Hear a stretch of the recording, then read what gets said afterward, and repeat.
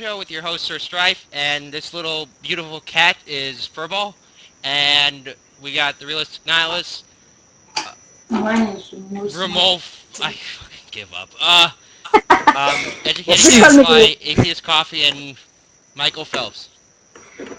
Who is apparently affiliated with Westbrook Baptist Church in his dreams. Not necessarily. Thank you for giving me those nightmares tonight. Well, you're not the first one. Like, wasn't there a chick? Wasn't there a woman who freaking got out the Phelps family? That's like 17. Yeah, that was it wasn't Shirley. It was the other one. The only Phelps I someone to associate with would have to be Nathan Phelps. Что ты, блин? Хватит обижаться на меня. You see the pussy? Wait, did the pussy just speak again?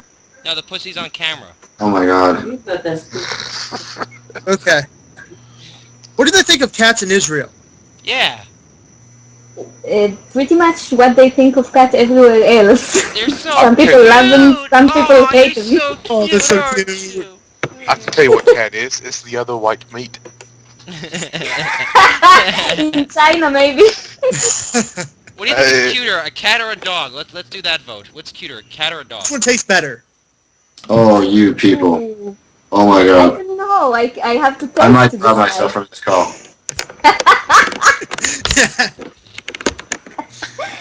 I like cats a bit better because they're more independent. They're not like, they don't need as much attention. I don't like too much attention. Cats look cooler. Of course, cats look cooler. I have a question. Since you're in Israel, what do you think about the whole religious war, basically, there? Between the Muslims and the Israelites? Well, I wish it wouldn't be a war at all, but people are stupid and religion makes people even more so. So you say that people try to, like, come up to you and convert you? Or try to make you try to convert you back to Judaism? And not me specifically, but there are people that's what they do. They have like big rallies. People come and they tell them why Judaism is the best religion ever, and why atheists don't know what they're talking about, and all kind of weird shit. Like one of them has this famous idiotic sentence. When somebody asked him how he explained that they found fossils in Africa, I think. Yeah, in Africa of short people with big Wait. brows. Sorry to cut you off, but Ace has Yeah. responded. You want me to invite Ace? Yeah, go Yes. ahead and Yes. let's have another discussion with this guy. Soy Lord, this would be good. So go on with your thing. I'm talking. Wait, is this the same guy as at the beginning of the show? It is. Oh, gosh. Well, at least it's not Steve. Oh, I'm going to invite myself Can you back say on. that name again, Stripe? And then invite myself back on because my video is messed up. Okay. But won't the call end? I Yes. guess not. It won't end, but we'll hold a video for a few seconds. Well, you won't. I still got video because I'm using the program. yeah, I can still see some people. Yeah, me too, but it'll go away in a few seconds. Oh. Yeah, that's right. I'll eventually get Skype Premium. I'm just lazy. So how does Skype Premium work, really? Well, it just gives you the ability. Yeah, you pay $10 a month, and it gives you the ability to host multi-video group chats. But how do you actually transfer that over to Google Hangout or just? I don't think you transfer it. That's the problem. That's why I don't use Google Hangout. Oh shit! It's going on to another show. Okay, so you just filmed this show. You just filmed the Skype Hangout or Skype chat multi-forum, and then basically just turn that over to a film. No, pretty much. I have another screen right next to me, and pretty much I have that screen selected, the screen that you're on. And you're recording us? What? You're recording the screen? No, it's technically in XSplit, and XSplit is recording that. Wait, did you record the very beginning of the after show? No. Sweet, yes. Okay, I was just making sure. I mean, it recorded when it began. It's gonna pretty much whatever the fuck recorded when I said it begins and shit. That's when it records. Oh, damn it. What happened? Why? Nothing. I just turned on my video for like 2 seconds, and I didn't know if he was recording that. We So. see. Wait, are you black? All flies are black. You didn't know that? Yeah. No, I actually, for just like a split second, I turned my camera on, and I was just, hopefully, if he recorded it, it did. If it didn't, well, who cares? You trying to keep your identity secret? I just don't like Is that you, video. Michael Phelps, in that picture with the weird fedora? Yeah. Is that a flower in it? No, it's like a anarchist cross type of And thing. to answer your question, Strife, I'm only black from the waist down.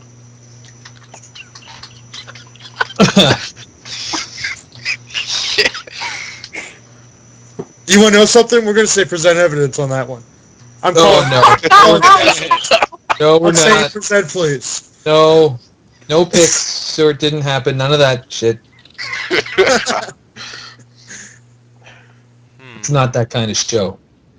Well, Rats For is the on. moment. We're not going to invite him. Well, Wait, Strife tries to make. You want me to invite Rats? No.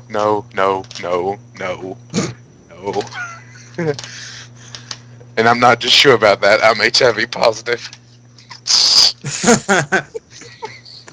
You sick son of And for those who don't know, you obviously don't know your South Park. Come I'm on, how not could you not actually understand the link HIV. between South Park and Cartman on that one? Love that Oh, show like it's a dying breath. It's like, I'm not just sure. I'm HIV positive. I've actually told that to one of my managers before because he was just bugging me about, are you sure about that? Are you sure about that? I just told him that. He laughed. Hey, Sir Strife, can you link your channel? I don't have a channel.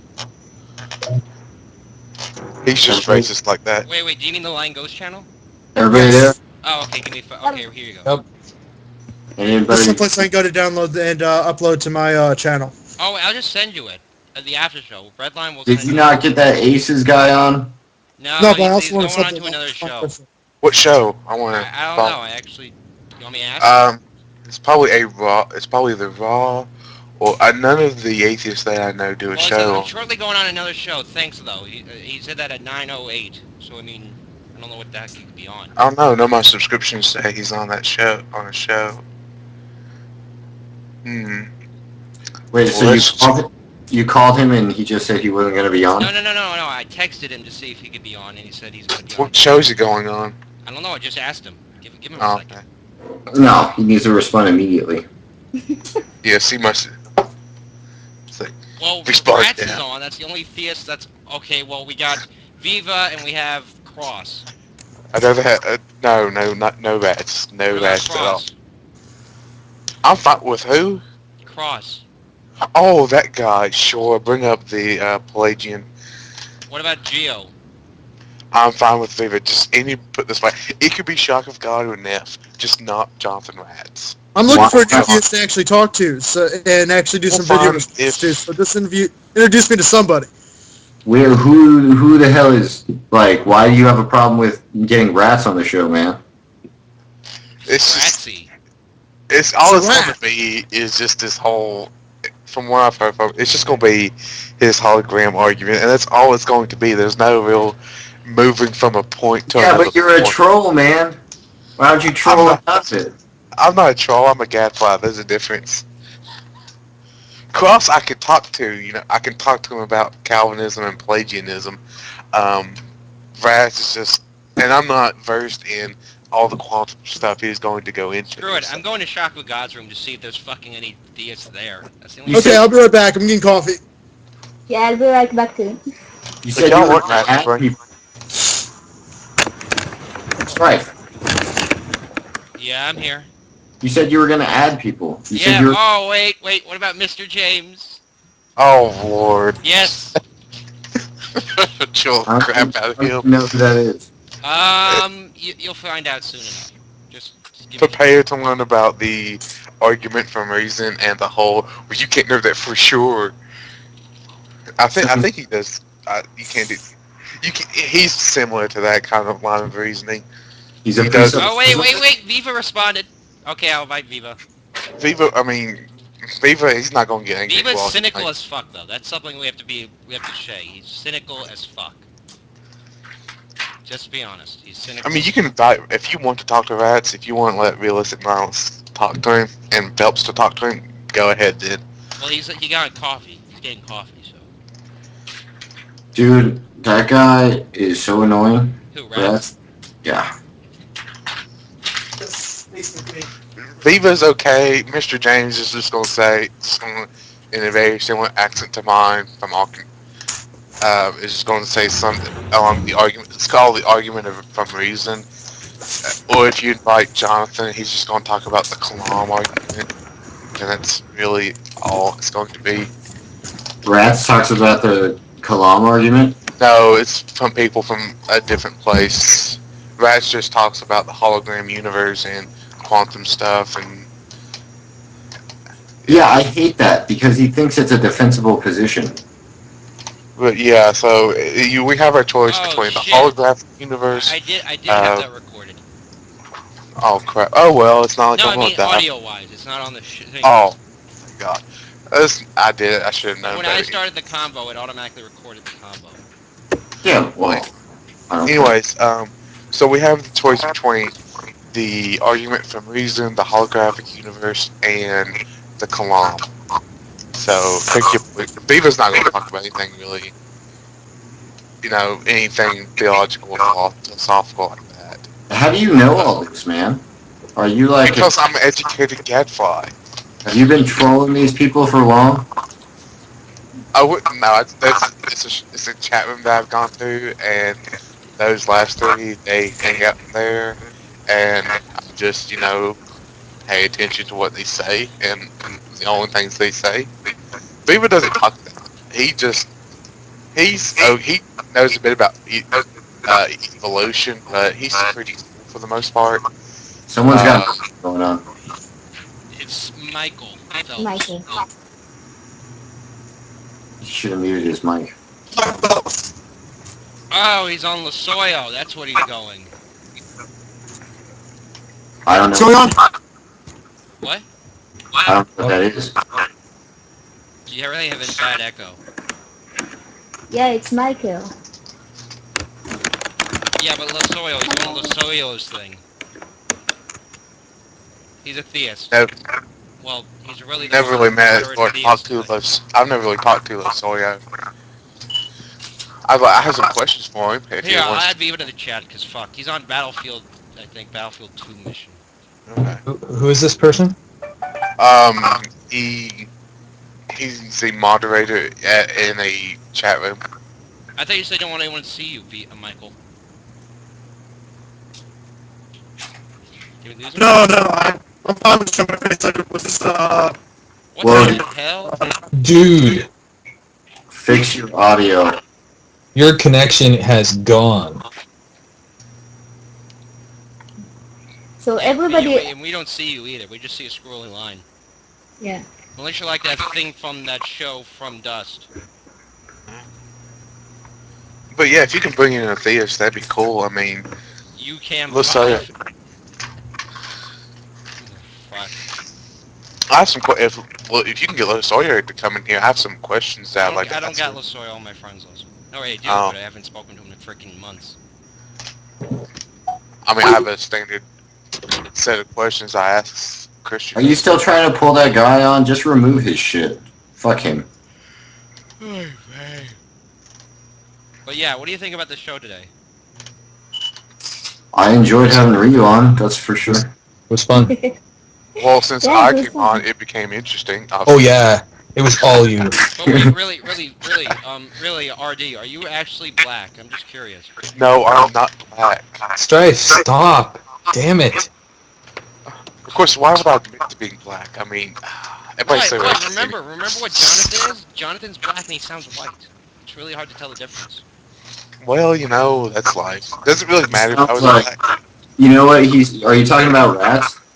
No, Jonathan is a different person. Oh, I I just. think rats. What is rats? I don't care. But I think he's white. I was trying not to laugh the entire time we had a conversation with Rats, just because to me he sounds like a combination of Kermit the Frog and Homer Simpson. He does. He actually does. Oh my Talk god. about homosexual bestiality. And Michael Phelps, we don't see you. Is it because you have like God hates fags behind you? Oh, now we see you. Really shitty camera though. Dan, you have echo. Like yours is any Like the only better person not Well, my on it. camera's Somebody from needs to fucking plug in years some ago. headphones. Headphones are against my religion. Can you hear me? We hear you. Nice hat. Thanks. It's goes with the look, I guess. So yeah, Michael Phelps, what exactly do you do on the Atheist Hub? Response videos and basically just tutorials. Not to mention, I just started a podcast. So, What's the podcast? and I'm one of the admin hubs for the Atheist Hub. What the fuck is that? What's with these pictures? Fucking Foxborough. Please don't laugh at our village's funny name. That's stupid. That's fucking retarded, dude. Is that an actual sign? I don't know. See, there's my hand. So, He's obviously, reptilian. I'm We didn't see anything. Like, I know that already. how the hell did you do that? How did I do me? what? The alien? Because this is my true form. I'm God, the alien. No, he's Roger. He's Roger. I'm Roger from American Dad. No, I was gonna say from the movie. Oh, Roger. sweet lord. Talk about troll. Are you trying to pull that guy back in? Fuck. Who is Geo Torres? How do you do that, Michael? It's the program I'm running my camera through. Oh. Oh, What are you running through? You can. Oh, come on. Can I? Wait, I got a guy. Is it free? what do you Niff? There's versions of it that are free, yes. I paid like $10 to be able to do this cool shit. Wait, is that the program that Concordance uses? I don't know. That Teddy looks like it's moving. Yeah, it is. I'm moving my head. Yeah, while it's just like I do it. Concordance's thing with the dinosaur. Yeah, he probably runs the same thing. Can you make a dinosaur? No, but I can make a dog. That's pretty cool. I see it talking. I don't say talking. I do. I see its mouth moving. Oh, I see a little bit now. I can make myself look like a theist. What the It was fuck? right up there. This is me looking like a theist. Yeah, I can see it. What else can it do? Can Back you on the do teddy a bear. velociraptor? No, I can't do a velociraptor, but I can do this. Can't do anything cool. What the fuck The hell? is that? The sock puppet. What else can you do? When no Do a something. trick or It's strike. just fun. The It's after something show like is the after show, because this shit is fucking pitiful. One sec. Wait. Got him. Now he's done. Finally. Oh my god, you're Abe Lincoln. Honest Abe. Now, I'm his dog. Oh, God. That's awesome.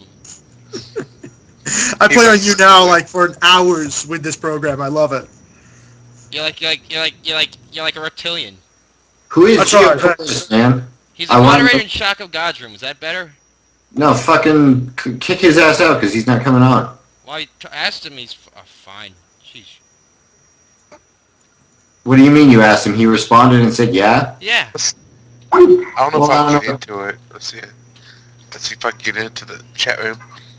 I was just there. No one's answering, so don't try. Who else is a theist in your contacts list, dude? Rats is the only theist who's even on, and I would bet him my money that he would answer immediately because he has nothing It's better. not next week like he's on. Let me ask him. Let me ask. Oh, is he on?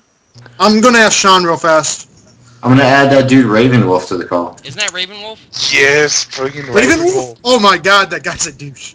He's Dude. a douche. He's I just he become I just tried to add him to the call. I don't know if he- Realistic. Did Oh you see? wait. Geo's. Let's try one more time. Geo, one more time. Fuck. If it doesn't work now, that's it.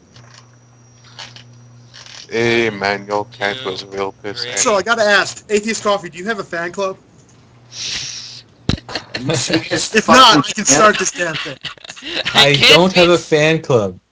Okay, I can start it. give up. I'll start the PR campaign then. Coffee. I'm just going. Well, there's not much left to do in the after show except for sing. No, I'm not going to do that. We could sing "It's a Barbie World." Don't sing a song. No, sing Who Let the Dogs Out by the dog. There's only one song I would ever sing, and that is the Philosopher's Song. So, No one wants to hear the fucking philosopher's song, man. hey, hey, I didn't expect when I mentioned it. I didn't expect the Spanish thing was Inquisition. The philosopher's song is one word, and it's just why. No, it's a song from Monty Python that names a lot of, mostly there's a lot of German philosophers in it, but it's mostly talking about German, philosophers and alcohol.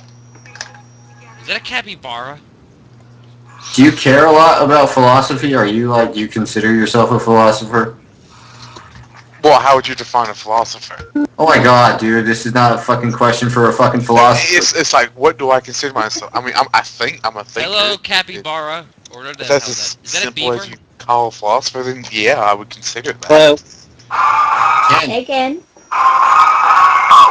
billion.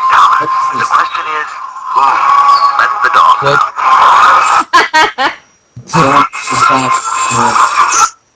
I'm sorry, that's just so awesome. What else can you be? Who let the dog out? What the fuck is the noise? It's Michael Phelps. Stop it, please. Who do we have on? Ken from Canada. Ken. What Ken, the What's fuck? the highest level What of the Skype fuck now? is that? I'm a groundhog.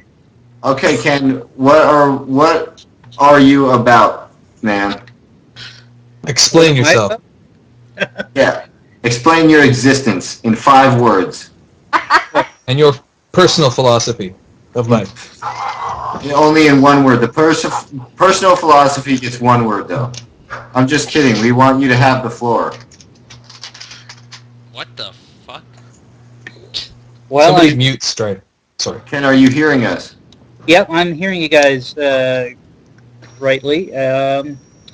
It's hard to describe oneself in a quick sentence. Take a few. No, just like, what do you do, man? Like, what do you?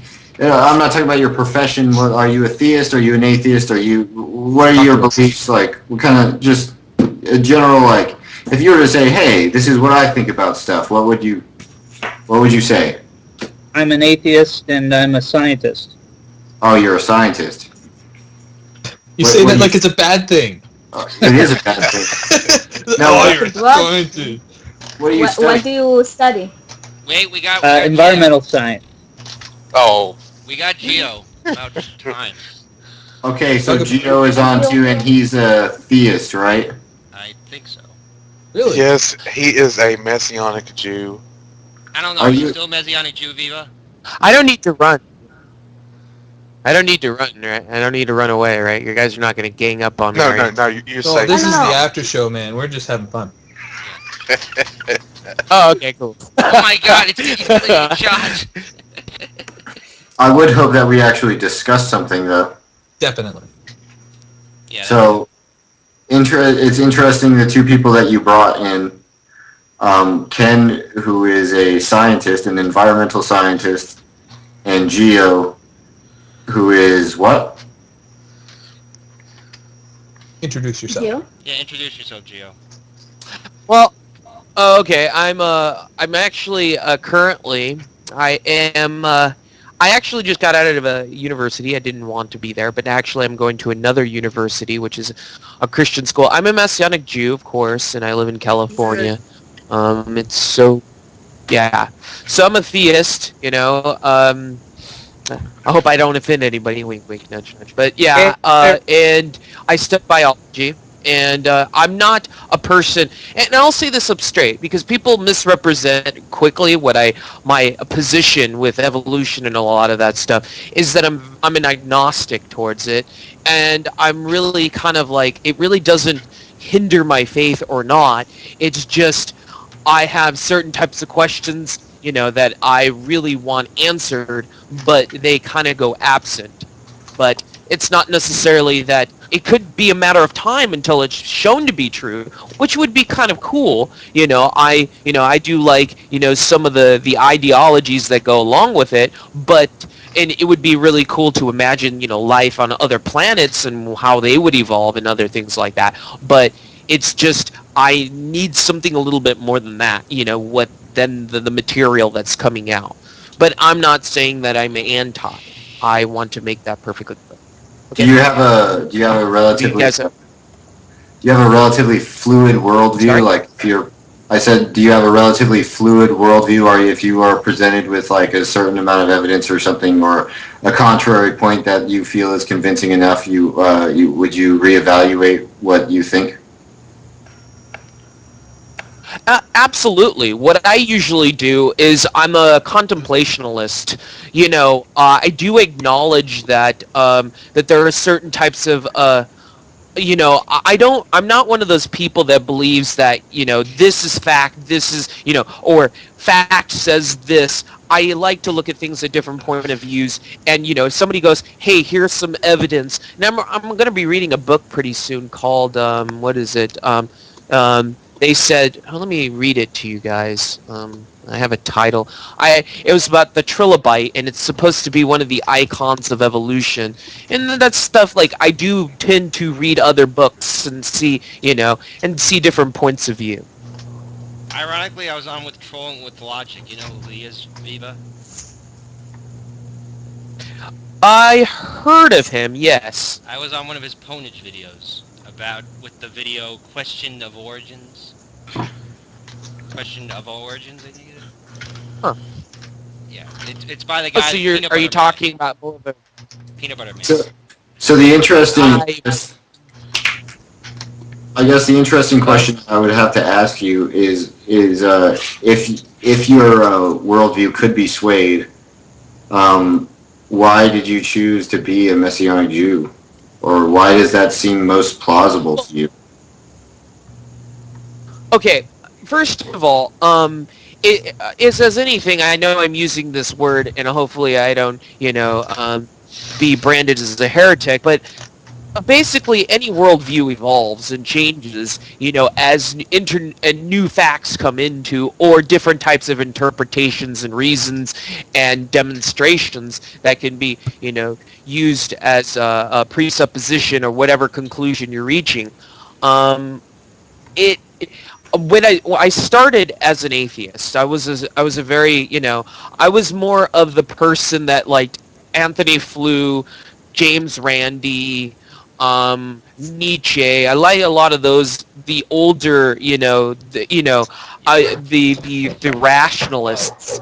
But I started to realize as I started reading other points of view, and I was like, well, if anybody's heard the saying, it says like for every argument or every debate or any type of topic, there's always two sides of a coin, and and that's what I try to do, more or less. And that's what swayed me, is that I looked at from other points of view. Interesting. Yeah, okay. And so what sooner or later, viable about that? What did you find viable about the point of view that you hold now, though? Like, what in your research was so evidentiary that you're like, oh, like one day, you realized that you decided to label yourself this way? Because I realized there might have been a transition phase, but what was the culminative factor that led you to labeling yourself the way you label yourself? There was a guy there was a evolutionist that was bringing up some disturbing facts. I think his name was Ernest Horowitz. I'm not sure. I have to look it up. It'll only take a second, if you guys don't mind. And he brought up some interesting statistics of the probability of the formations of abiogenesis. And he was saying, now, he's not a person that says, oh, therefore it's unprovable or whatever. It's just, it shows that there is he was admitting that there was some sort of statistic phenomenon in which molecules have a specific arrangement in order to convey a certain type of biocomplexity.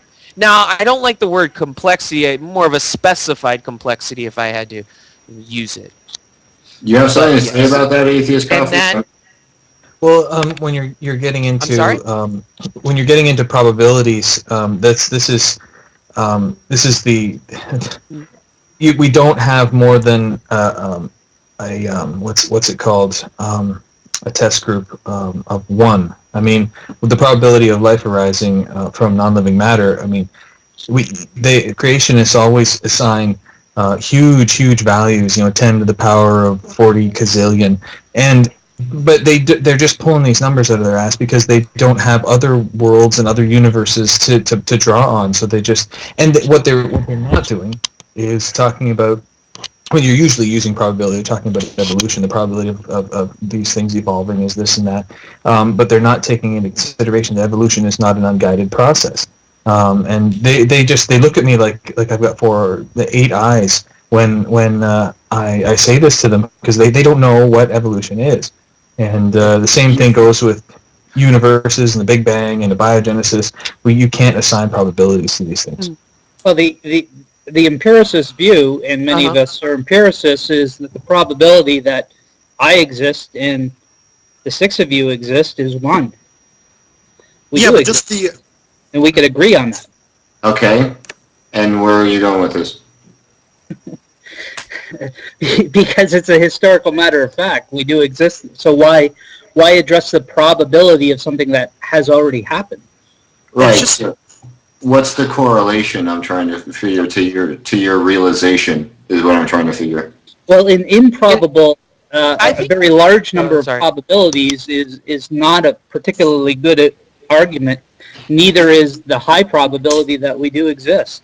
It's just a non sequitur. I agree. That's why I'm trying to figure out how it correlates into his argument. Or into his position. Well, usually, I'm not saying you guys have to agree with my particular instance. And, Ken, what I heard was a form of existentialism where, basically what we do is we know that we exist at this current time.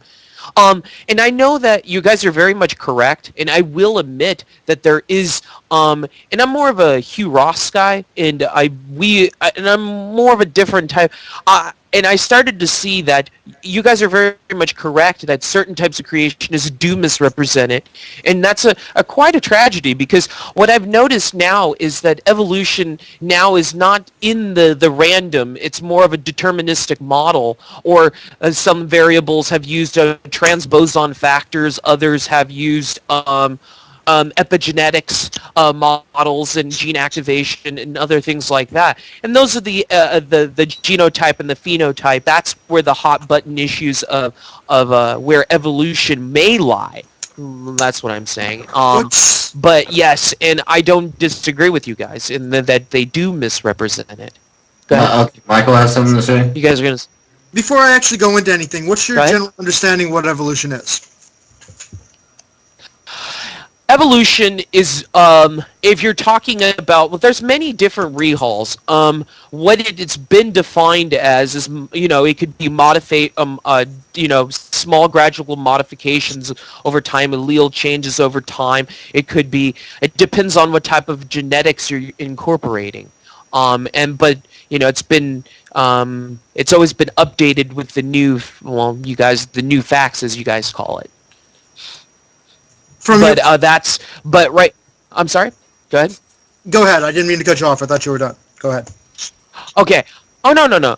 It's just but where evolution is, it's kind of I always see it as up in the air. That's one of the things that I have an objection against it. I'm just like, I thought it was a little more conclusive. I'm not saying that it cannot happen. But it's what in particular of it do you not find that is? What areas do you find inconclusive? Is what we're trying to basically direct them now. Okay, is that it uses the ideas of the edge of science in order to say, well, probability of that's where the evolution lies.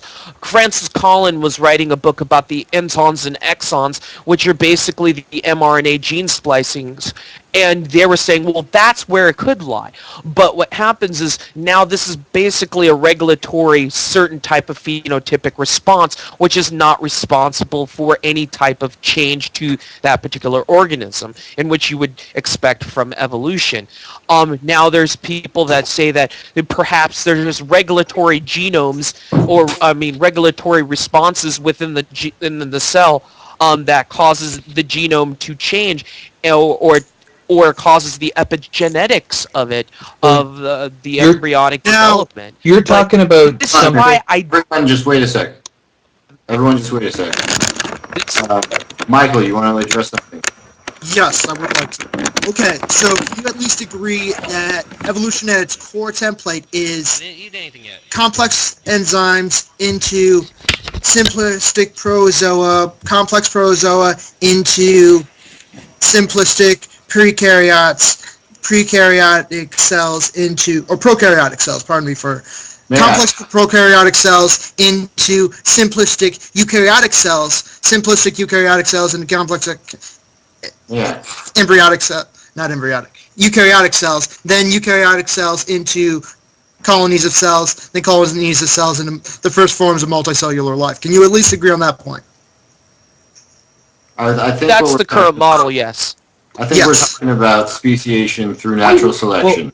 What I got there was that it was, you're having a problem with the things we don't know yet. I mean, we have discovered things, we have answers for things, but yes, as we discover more things and science changes, it's like we discover more and more about a thing. It's not that we were wrong, it's that we've just incorporated more information and become more right about a certain subject. And you're saying that since there is some uncertainty in a certain area in regards to, we don't know everything about that process, that's your stumbling block? No, it's the predictive models in which they assimilate in order to make certain types, where they believe that the enson and exons were basically remnants of vestigial structures within the genetic genome, which is now, I think, Nature.com says now it's 80%, now it's regulatory, but the number diminishes as time goes by. What I'm having the problem with is this predictive model. And I don't, this is how I would accept evolution. And I will tell you guys, and you guys would love to hear this, is that it needs to be deterministic. It needs a mathematical model in which it is very predictable of where certain things will go. Not a future, but somehow it can still do the past or the present, but it can not do from the future. But I'm saying, or for example, a great example of this would be the fitness function of a particular organism. What organism would actually have that particular characteristic of a resistant strain? That sort of stuff is what I'm looking for. But isn't that in the present? Aren't you talking about the past? It's the because of the past edge, is solid. and I don't deny that. Hold on, I think I'm sorry? Wait, Ken, let Ken go.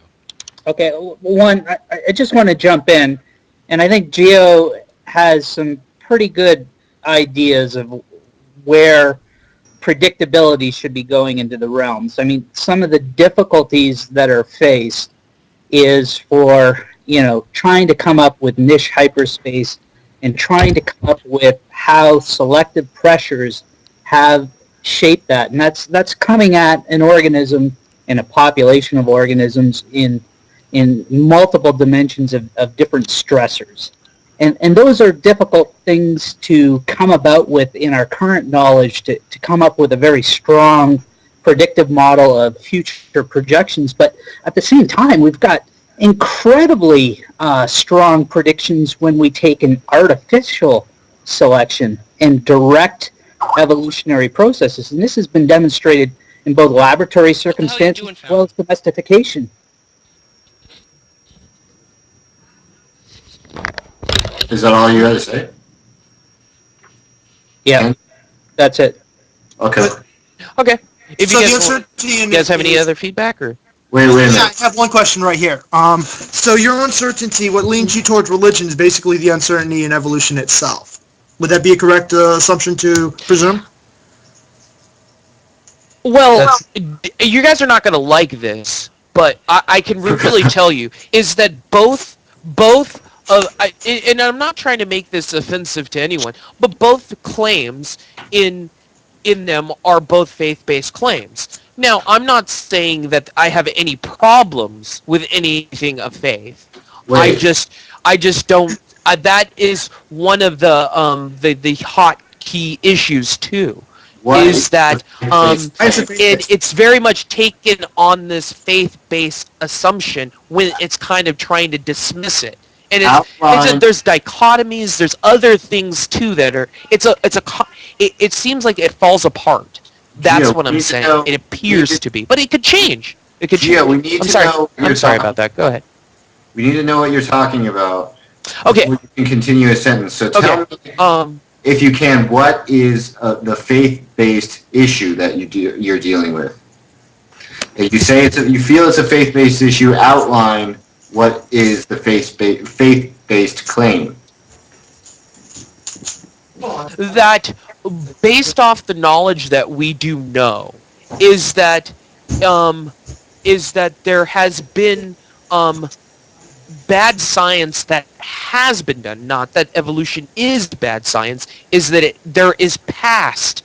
And what happens is when we do science after the fact, things can get misconstrued or spontaneous generation as a funny thing. There was a German botanist that was absolutely convinced that mice came from dirty underwear, and it's really funny. But and you're like, well, who would think like that? That's an idiotic thing. But these people were completely convinced. But see, this is why, I said, knowledge can change, and you guys could come out to be right. But I'm just saying, we don't. It's all happens after the fact. So we weren't really there. One thing. Nobody starts from on their journey of faith and belief. If you have a religious opinion, nobody starts from the standpoint of a scientific intellectual position. Nobody says, well, this science doesn't make sense, therefore God. It starts with it's for any religion I'm familiar with. It's a search for meaning. It's a search for truth. You find some meaning in this, usually from your family and friends. You're going through a hard time or whatever, or you grow up in a religious home, and you have these certain ideas and you have these opinions, and then when you're confronted with the science or these things that kind of seem to contradict it, you come up with and you hear arguments against it, and you incorporate that in there. And I've heard so many people, even people that I know exactly where they come from, and they talk like this. They talk like the science didn't make sense, and so no, they came to these opinions about science after they were convinced of their religion. And I've yet to meet someone who's actually really come through an intellectual search for truth and passed by the science and gone to religion. Before anyone else makes a comment, does anyone else have something to say in direction towards Geo?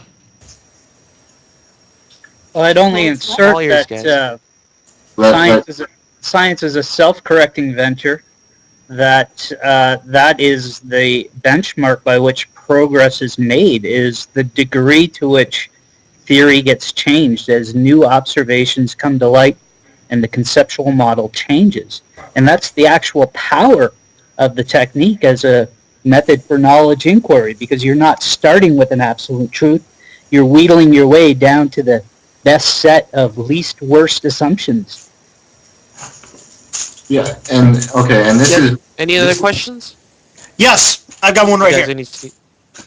Okay. So, how is it that you lean more towards religion itself, which is based off philosophy? Science itself is based off philosophy too, but things in science can be measured and tested. What makes you lean more towards the religious side of the fence instead of the science behind being an atheist and stuff like that? My question to you, Michael, is why is there a dichotomy?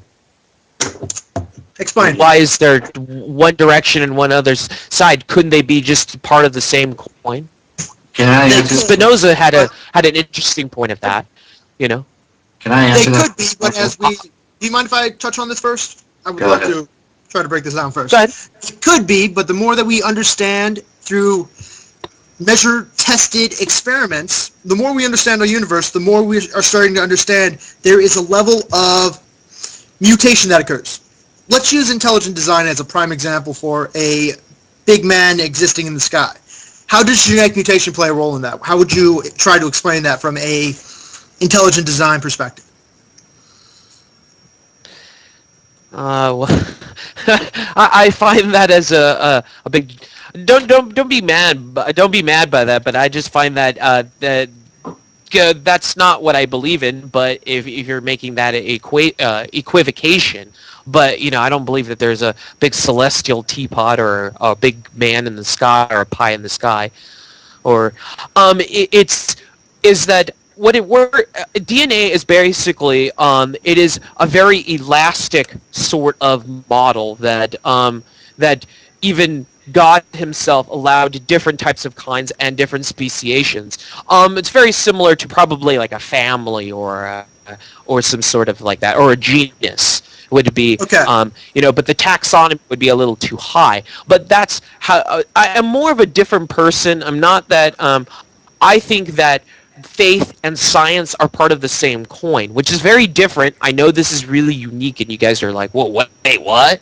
But that's the viewpoint I hold. I've seen this before. My next question to you would be, you mentioned the cell itself. It's basically if you look at the cells, you have mitochondria that exist in it that are basically, that we can link to prokaryotic cells, which basically would outline the existence of cells and an evolution platform in which exists. Would you agree with that? Sure, you could draw some similar characteristics. Yes, and There's make no some similar sort of characteristics. You've got genetic, common ancestry. Yes, a common ancestry of two things coming together that would show evolution at its core template. Would you agree? Yes, that there's an illusion or some sort of yes. There's an illusion there. How would you explain that as an illusion? Yeah, an illusion or some sort.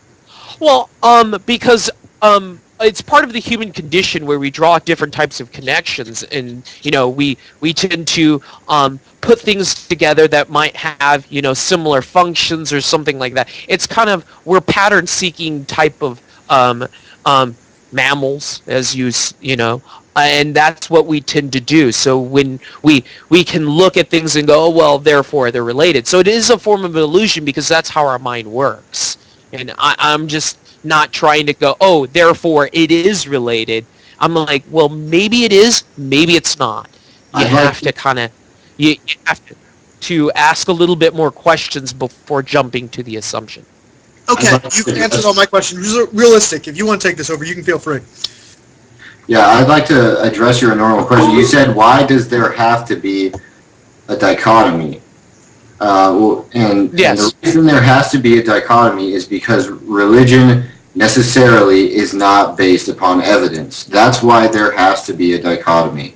If you have evidence that supports your religion, then it undermines your faith, which is essential usually to religion, right?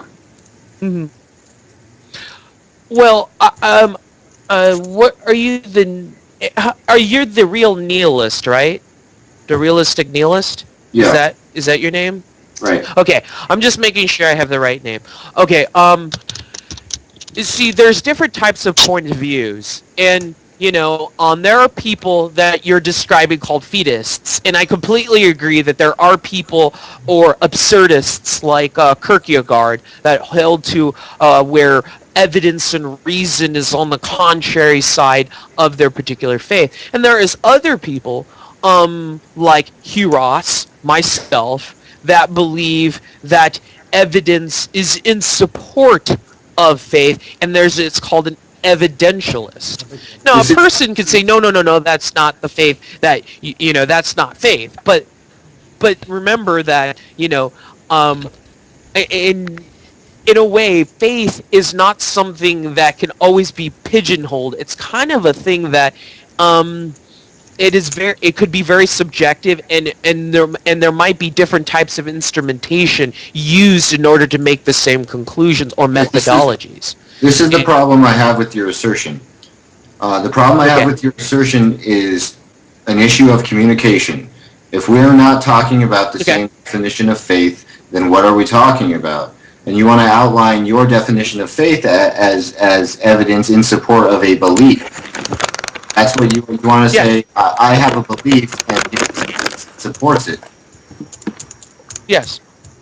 Then there is no faith, because that is directly contrary to what faith is. If you have evidence that supports your claim, then that's not based in faith. The problem you're only confronted with is convincing other people that it is evidence of what you say it is evidence of. Pretty much your subjective evidence being objective evidence. Would you say? Exactly.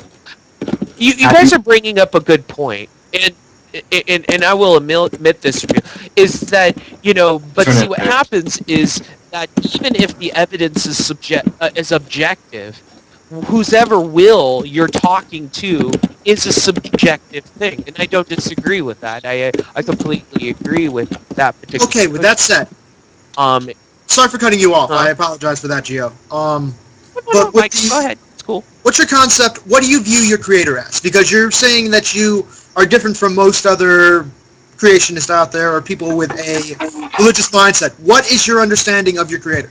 What is your creator in the eyes of Gio? Would be my question, I guess. I understand that's a very, very profound question, Michael. I'm not gonna. You're God. I can't actually ask the right question. No, this is a good question. It's a really, really good question. Have I ever thought about it like that? What God really is to me is a mentor, a father, but in the same time, somebody that holds for your best interest, and also wants you to understand that that there are things in the Bible in which in very much the epistles have always been argued in the favor of the support of evidence, and and people, you guys can disagree if you like, and that's your right. But that's how I see God, is that if you test him, and not in a way like, if you love me, you'll do this for me. More like, I really want to know where you're coming from. So and God is he is like the nature of an epiphany, in which it continuously happens. That is what the nature of God is to me. And also a mentor and a father.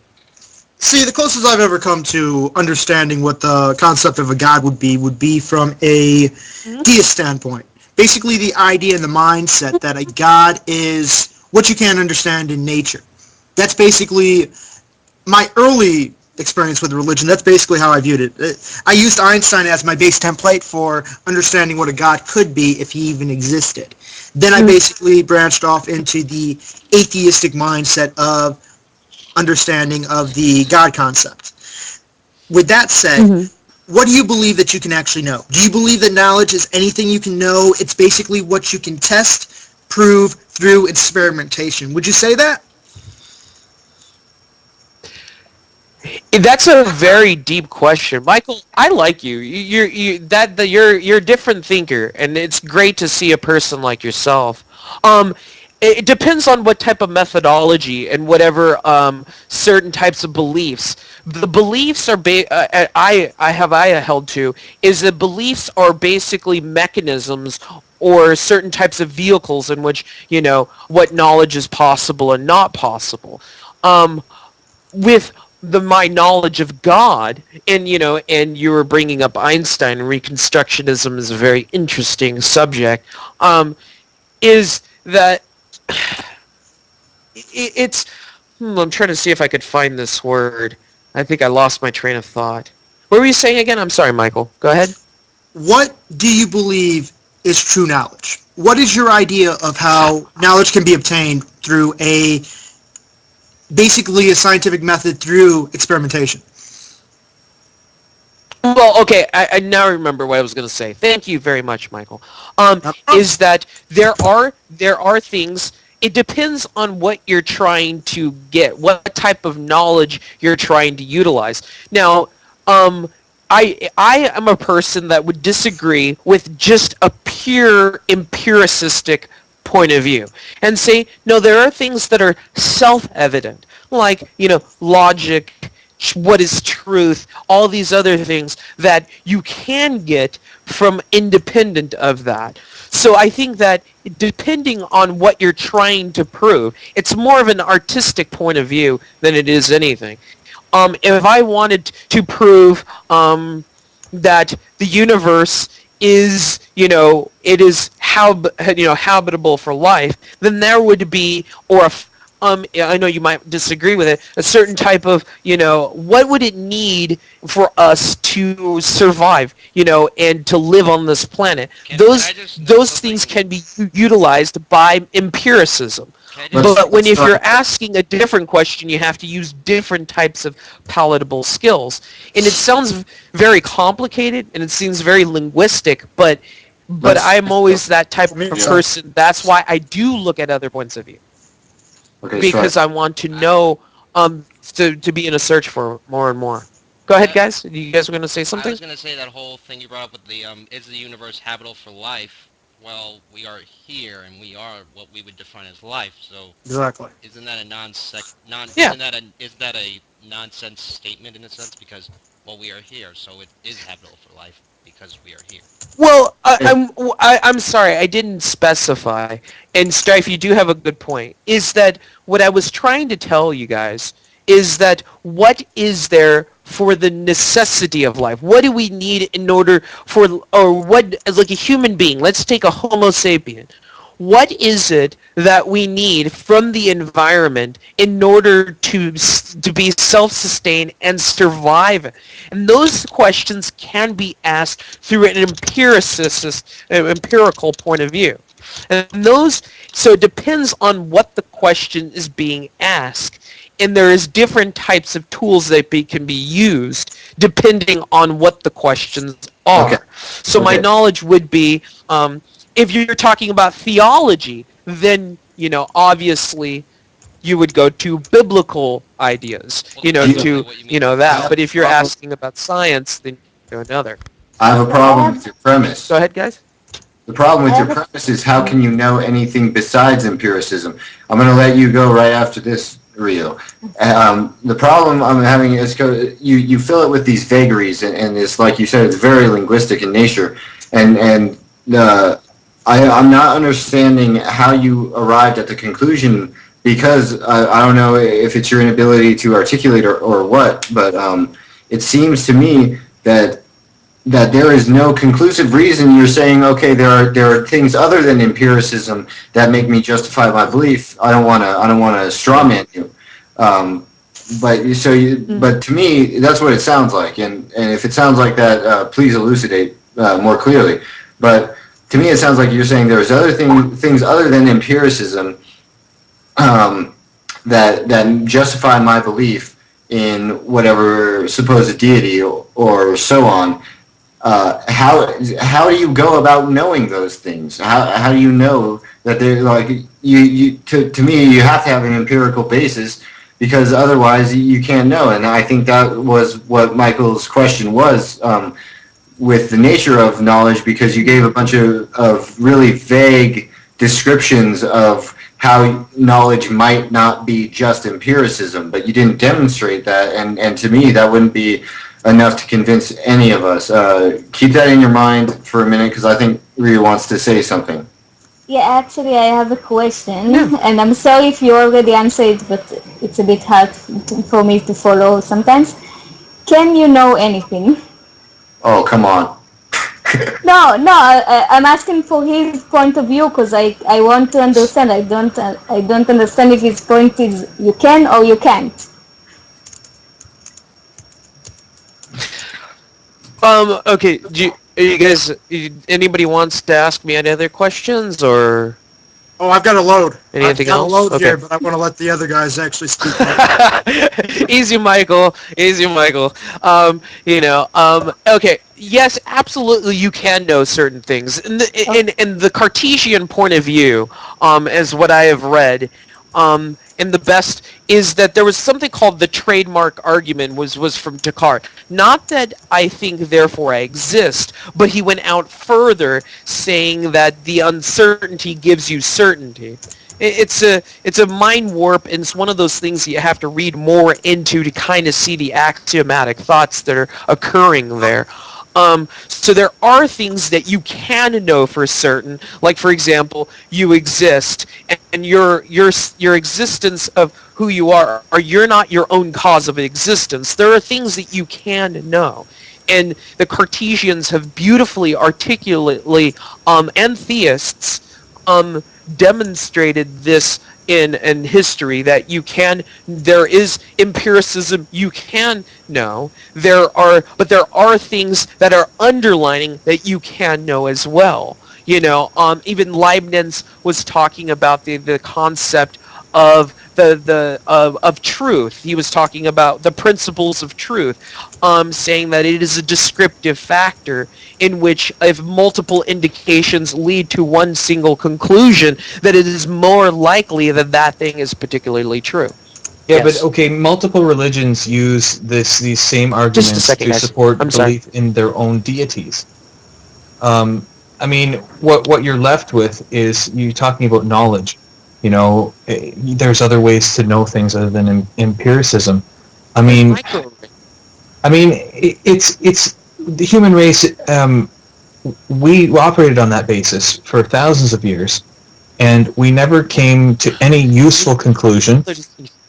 We didn't discover microbes. We didn't discover useful medicine. We didn't discover anything technological until we started. I don't know what you're trying to say. Are you trying to say what's the after effect? I'm sorry, guys. Just a second. Yeah, okay, you want G-Man.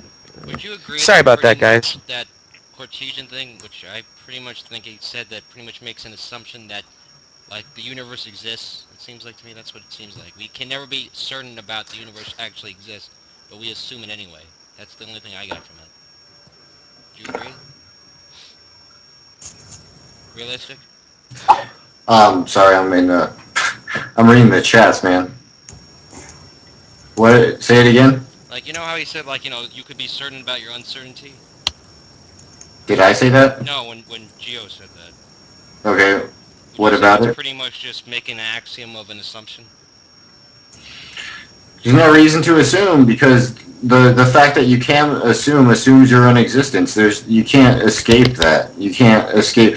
Like, you have a sensory perception, and that's how you're unable to get out of this loop. Essentially, you don't have the option to assume you don't exist. You don't have that option. And all these other things are word games to get around the fact that when you're challenged to present evidence of your God's existence, you have to play some kind of word game to divert the question away into some kind of philosophical basis for existence and knowledge and things like this. You know what? Just come right out with it. Don't beat around the bush. But I think we should all be able to agree that each of us are talking to 7 other sentient human beings that have independent opinions of our own. And that should be at least the first line of assumption. If we could agree on that, then we have the basis for empirical validation and from multiple points of view. But may I? I don't want to undermine your position, but I don't feel like I need to assume anything. I feel like even if we're in some sort of program where you can be shown to not be sentient or something, I don't think I need any sort of assumption is necessary, because I am here and I am experiencing. It's the same type of situation that I was talking about with knowing you exist or not. There's no fundamental assumption, because I can't assume the contrary. How would I? How could I assume the contrary? How could I assume that I'm talking to no one right now? Only in the sense that you could be fooled. Right. But relativistically, I still am talking to people, regardless of whether or not I'm fooled. Well, pretty much whatever you think the person you're talking to is a person, you're talking to a person because you assume it's a person. That was a mouthful. You know what? You just point to it. Point to the reality. We can see reality. We don't have to. We don't have to imagine it. We don't have to project it from our minds. It's there. We see it. We communicate with it. This is it. All this other stuff is to try to justify believing in things that we can't see, we can't prove are there. I mean, it's just frustrating to me. That's just so creepy, Michael. I just wanted to say I'm here, guys. I've been listening for a little bit. If you guys want to ask me any questions, I'm sorry about that interruption. I've been listening for a little bit, so if you guys have any other questions, it'd be cool. Whit wants to join the convo. Well, Gio, you sort of talked about other ways of knowing, and again, I have a difficult time extending those other ways of knowing beyond empiricism. And I look at the example, for example, and you talked about linguistics, and mathematics is really a different vocabulary and a different language for logic. And we often use mathematics to project things that can be difficult to conceive from a single individual's mind. And yet, it's really not until we establish that empirical validation. I mean, one of the reasons why they spent billions and billions of dollars on the Hadron Collider was to try and verify a Higgs boson, particle that is a part of the standard model and is part of a projection from mathematical theory. But we really can't verify that exists until we find that empirical evidence. And yet there's, on one level, there is a hope and there's a predictive model. On the other, there is a verification exercise that we're constantly trying to, ascertain. I have a very interesting question for you, Ken. How do you know that empiricism is true? How do you verify it? It basically comes back to, does it reinforce an existing model and theory? And can you make future projections based on that model and theory that come into realization? And when it fails, when you do fail, then you have to modify basically your understanding of the basic processes that are operating. Mm-hmm. Okay. So you're taking more of a Karl Popper point of view. Okay. Go ahead. Just trying to figure out if you guys can still hear me. I'm guessing you still can. Okay. Yeah. No. It's just that it's just realistic. Okay, now we got camera back. Yeah. Okay. Fucking, I don't know what the hell happened. It happens. But okay, with what you're saying, Gio, you're still in here. Still in here, correct? Okay. With what you're saying. Wait, turn down your volume, realistic. Okay. You crashed out again. Okay, am I still back? Yeah, we heard an echo, so that's why. Okay, no more echo for me. Great. My question is this, Gio. Where do you draw the line between empirical knowledge and based knowledge that you can actually test? That's what I'm trying to get the understanding for, yet it just seems like you're sort of beating around the bush and giving me general answers to just touch on an answer. You're not actually going into what you actually view as scientifically tested based knowledge. Well, Michael, let me just say that I've already made it a very, very simplistic thing. You guys always, it's inevitable that you guys are not going to accept that there is any knowledge outside of empiricism. And that's fine. That's cool. I don't have any objections if you guys wish to believe that.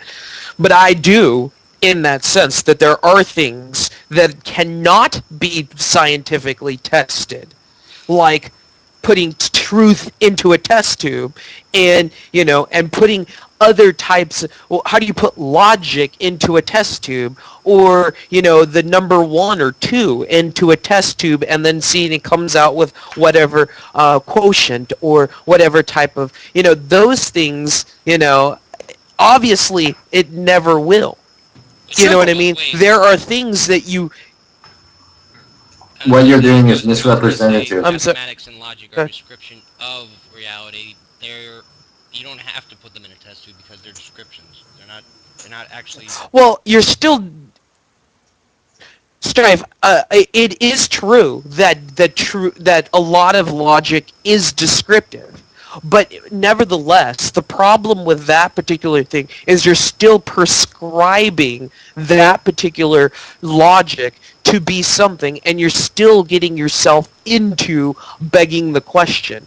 And so if you're saying logic is descriptive, you're still prescribing it to that particular genre. That's fine if you want to. I'm not saying, then it's presupposed. That's fine. No, I think what you're No, doing. no, no. I'm just saying keep in mind that what you're trying to do is that you're saying that lodges is only descriptive, but it's contradicting because you're still prescribing through tautology that it is this way. So therefore it's a self-contradictory answer. It's like saying, well, what I do know is that I don't know. That doesn't be, but you do know that claim. You do know something that you don't know. So obviously it's a contradictory statement. And that's all I'm just saying. Just be aware that it could sound, I'm just going to say it like that. I don't want to be rude or disrespectful. No, you're not being rude or disrespectful. Yeah, Okay. I think what you're doing is you're being misrepresentative of to say something is prescriptive because you are using it as being descriptive. That to me in itself sounds like tautology, because what he's talking about is directly contradictory to what you're saying, and you pointed that out. So how can it be different? How can it not be? If it is descriptive, then how can it possibly be prescriptive? When he's saying logic is the fundamental understandings of reality, when he defines it as what we understand of reality, what is empirical or what can be demonstrated, and how we understand it, or the predictive powers that we have because of it. How can that be prescriptive? Because these just deal with knowledge. These just deal with the knowledge that we have. They're not. We're not ascribing anything. Okay. That's a good question. Is that there's something we call the law of identity. The law of identity prescribes something is something, and so when you're saying something is, it is in equivocate to a particular thing. So it is becoming a prescribed inference, saying that. So when you say logic is, it's a prescribed manner in which you're saying that through the laws of identity, is that it's saying now. It's just kind of one of those things. It's like when you get into classic logic, it kind of seems a little sticky. It's like, prescription and descriptive. I don't understand how you get. Okay, You and me prescription both. is prescribing. Okay. Okay, when I say prescribe, it means it gives it a particular identity. Okay? But when you say it describes, it gives it certain types of characteristics or details about that, about a particular umbrella term. Or Can I break in here? whatever it might be. So yeah, just go ahead. That's cool. Go ahead. Okay. You said that. You said that it's you're prescribing things. What if the things are relaying to you? What if you are receiving the information instead of making the information? That's what we call descriptive. Yeah, because I would say we're describing everything because we're actually receiving. Yeah, you receive the information. You don't assess logic. You don't decide what logic is. Because we don't actually see the tree. We see the, well, not to be vague, but we see the photons from the tree. reflecting from the tree, and our eyes process it, and then our mind processes it. So pretty much, we describe Mhm. everything. We cannot prescribe because we don't see the world that way, right? Yeah, Yeah, there's a no, I do metaphysical agree with you there. assumption. I do agree. There's a metaphysical assumption that goes with prescription as opposed to description, and that's the problem. Hmm. The problem is the metaphysical Um, you that exists aside from the unity of everything that we describe as, one, we describe it. It's descriptive. There's like if you were to say prescriptive, you have to assume a metaphysical you first, like really, to discern descriptive inference or deductive logic as like to equate that to prescriptive. okay. I see what you're saying. Okay, I see what you're saying.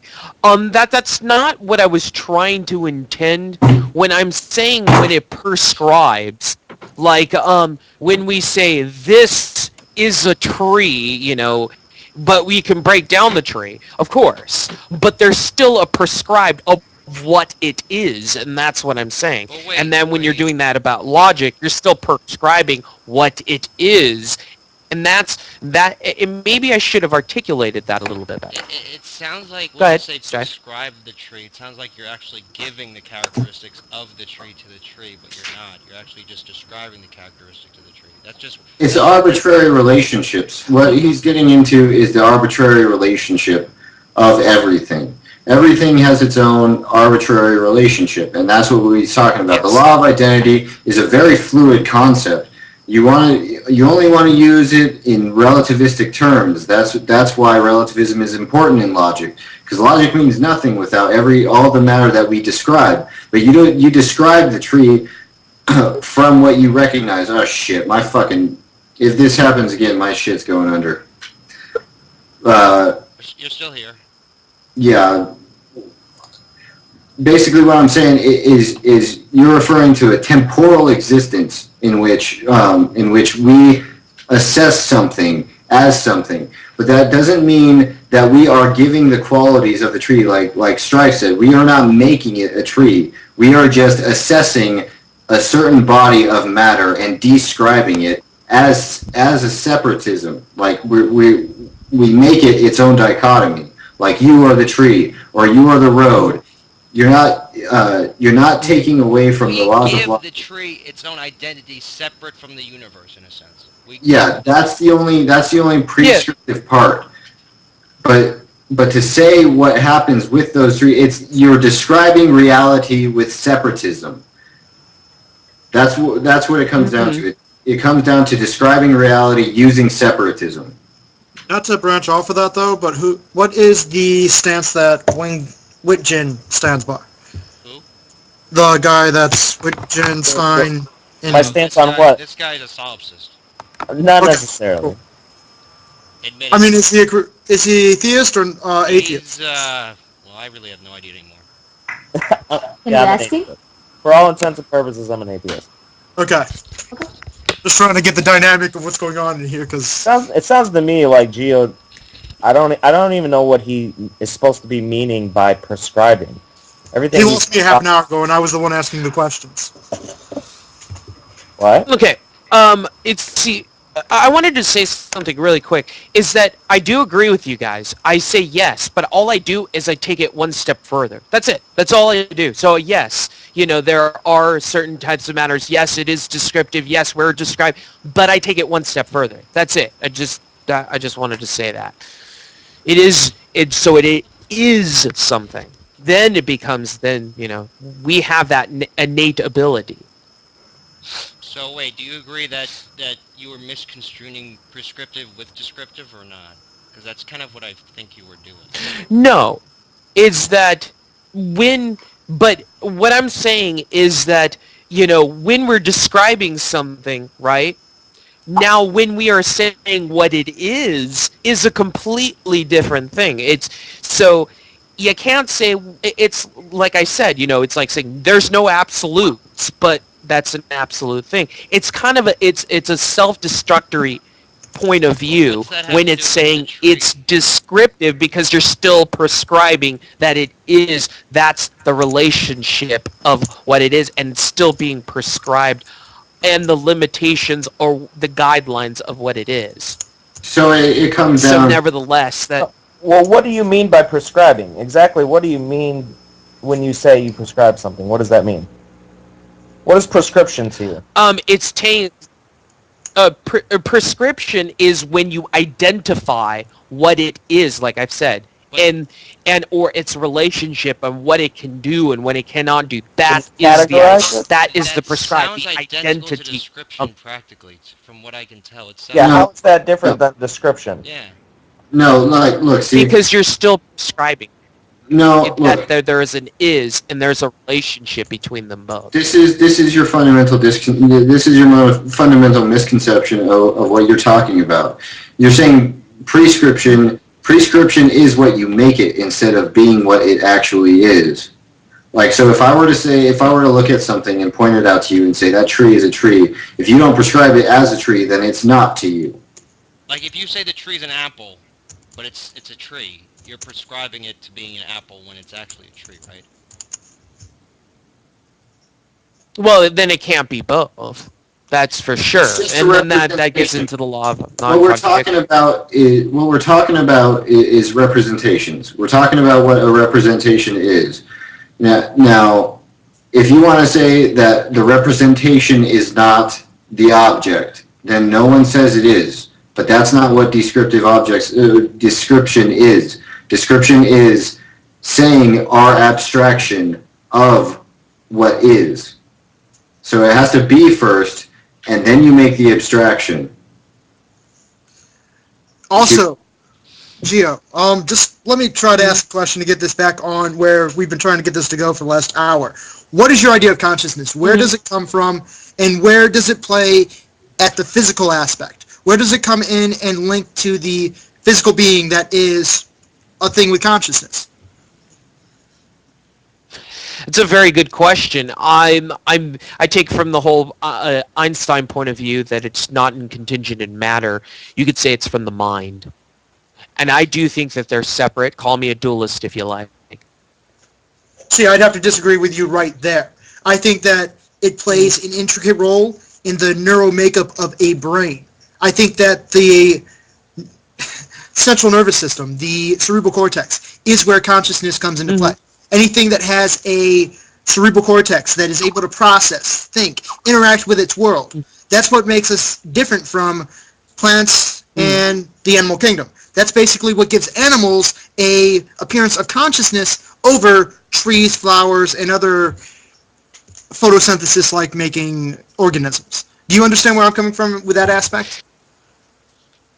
So you're saying, okay, look, go ahead. I think Ken wanted to go. Well, just to add to Michael Phelps' aspect of, our neurochemical makeup is what makes up consciousness. Brain damage will change any and potentially every aspect of what we consider ourselves. It can change our personality, change our emotional drives, it could change our memories. So what is consciousness without that neural network? That's what I was trying to get at, Ken. Not to mention, now I understand why groundhogs are the weatherman in February. I'm just trying to get Gio's idea of what consciousness actually is and what links it to the physical aspect of life. Could you say the So mind you're is the saying description of the brain? Yes. Or wait, or is the brain? No, wait, no, it goes that way. Fuck. I'm just trying to to okay, I wanted to ask a question. Do you think that the brain is the first before the mind, or do you? You cut out, Gio. He said, do you think the brain becomes before the mind? I think that's what he said. Yeah, I do. Mind, yeah, I would what say is yes. mind? I mean, if it's not the brain, what is it? It develops into the point where it. Well, it's interesting because you think of the mind as some sort of ethereal essence, some sort of existential being or something. But when you think about it, what did you have first? Did you have first a body or a mind? You had a body first, and your body had the brain, and then the mind developed in the brain. You mean did I have brain or cognition first? I'd say The brain. brain has to pretty much become, well, fully developed for you to have consciousness in a sense. Like, Yeah. would you say babies have consciousness? Well, they don't exactly have higher functions until they're later, until they're older. They have basic functions, they can learn and stuff, but they can't exactly do everything. They don't have good memory. They don't have good motor skills. They don't have lots of things until they develop them, until their brain develops more, right? They still have a Base. brain, but they don't have a complete, I would say, complete mind. Like, heck, I don't remember I remember when I was 3. I think that's pretty much when I would say I was conscious, if I can remember that far.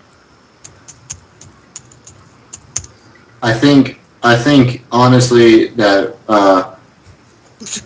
we are all just trying to understand, because to me, like I was talking about earlier, it seems like you're really poor at articulating why you've come to the conclusion that you've come to, and I think we're all just trying to understand how it, and it delineated into all of this talking about consciousness, and I understand those kind of philosophical inquiries, but to me, like, I mean, even talking to someone like Sai, I could get an exact description of what he thinks, and I'm having trouble trying to do that with you, Gio. Did we lose He's him? still on. You want to know something? I can even get a straight answer from Venom Fang X. I've had conversations with him in the past, and he has actually been able to at least give a. It's not well developed platform, but he at least has a platform that he bases his answers off of. It's not Right. the most sane one in the world, but it is at least a thickened platform. It doesn't seem like you have one, Gio. I think it might have cut off. Yeah. He may have. Does anybody want to add any commentary to it? I tried pulling out my hat and my hair after that conversation. Okay, well, I asked 4 good questions to try to get him back on track and at least develop somewhat of a platform, but he basically took it into. He went right field when I was trying to get him to go midfield on it, and it was just not happening. Well, I think ever since he came on, it came down to the point that I was just trying to identify exactly what reasons he has to believe what he believes. honestly, after all my like months of speaking to him, like I mean, I've spoken to him to like several times. I've never actually understood why he actually is a theist. That's something like I mean, like I'm like, well, you're a Messianic Jew. Like I'm just curious, why don't you just call yourself Christian? That's just something I never understood because Messianic Jews believe that Jesus is the Messiah, but they go to the Old Testament. I'm like, what's the difference that much? I don't know. Just some of these things really don't make that much sense to me. You really can't get a clear answer either from them, just from what I've I'm heard. I'm going to do a ruling from the Phelps lineage. God hates ignorant theists. Just going to say that. God hates everyone except me. God hates everybody but me because I'm a Phelps. Are you actually like? Why is your last name Phelps? That's basically my family hails from upstate New York. Came over in the early 1700s. Basically, yeah. We've been over here for about close to 300 years. Hmm. Gio, you there? Nah, he's Well, definitely not there. well, Wit. I'm just gonna call you Wit if that's okay. Hey, you can Yeah, call yeah. me with. It came down to, like, the initial conversation I initiated with. He's a Messianic Jew, and so we were trying to understand, because he's relatively, what would you say, moderate or progressive? He's not a young Earth creation. He's an old Earth. Or he's an old Earther. He, I think, accepts. I think he thinks intelligent design. I don't think. I think he believes in that. I'm not gonna guess, but I know he doesn't accept evolution flat on. But I know he's mentioned in the past intelligent design. I know that. Anyway, the point is that it went off, and it was really tangential. It was really, like, we were just we were all just trying to get a straight answer for him about what platform he stands on, My head hurts now. and we really couldn't do that. So that's what essentially we were talking about. The entire time was us trying to hone in on what he believes. Now, I would say this. In a sense, he would be right if you were a solipsist about being prescriptive, because the solipsist actually prescripts everything. Right, Wit?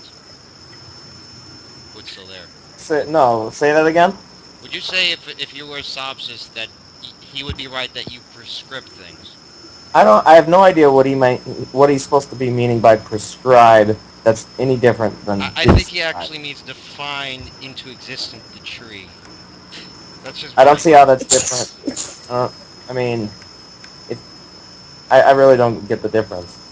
Like you give a definition is little more than a description. Like you give the tree the characteristics of being a tree, while description is you actually describe the characteristics of a tree. He needs to know what's going on when he's looking at a tree. Is it actually just a cellular structure at work, creating photosynthesis using oxygen and carbon dioxide in that process? Or is it basically just a magic talking tree? That's why I made the reference in typing if it's a magic talking tree or basically just a tree doing its biological function. It seems like he doesn't have a base platform for what he's actually looking at existence as. G, are you there still? Yeah, I've been listening. And? Hi, Gio. Well, you guys are being kind of rude, misrepresenting where I'm coming from. You guys are not going to understand where I come from, and that's okay if you guys don't want to. Look. What do you look at existence as? That's okay. That's basically all we're trying to figure out right now. Hold on, let him speak, Mike. Okay, I'm not, you guys are not going to understand where I'm coming from. Of course not. You know what I mean? We have different types of worldviews, and, that's okay. And I don't say, but don't say that all of a sudden my answers, which I'm giving you, are somehow inadequate. It's kind of being a little rude, and I know what you guys are trying to say, but it comes off rude. That's kind of one of those intentions. Intentions, it doesn't mean what you're saying. It doesn't mean that you're trying to be rude, but it does come off rude. Coming to prescribe is that that's what I'm saying. Where does that leap come from? It's from the describing what it is, and then it becomes the identity of what it is. That is the prescribed model. Logic also does prescribe. That's what it does. It also prescribes and it describes, which I'm telling you guys, but I'm also saying. But I don't see. I'm taking it one step further. I don't understand how logic can do both, because we're the ones who's describing and we're describing the tree, and we are technically using what we would define as logic, which we defined as a description. Okay. Okay. And first of all, I think you guys were asking. I think there was another. It's that first of all, these are philosophical things. Okay, what you guys are asking me. Don't and know that this is What is truth? What is this? This stuff is not empirical. You know what I mean? But yet you guys know these things. And I can go, what in a test tube? I could do the same kind of cheap shot. What in the test tube? What scientific product or what type of chemical catalyst reaction told you what truth is? That's kind of a cheap shotting, and I don't want to do that neither. But but we all have that ability. That's what I'm coming from. Gio. So there's these. I'm sorry. Go ahead.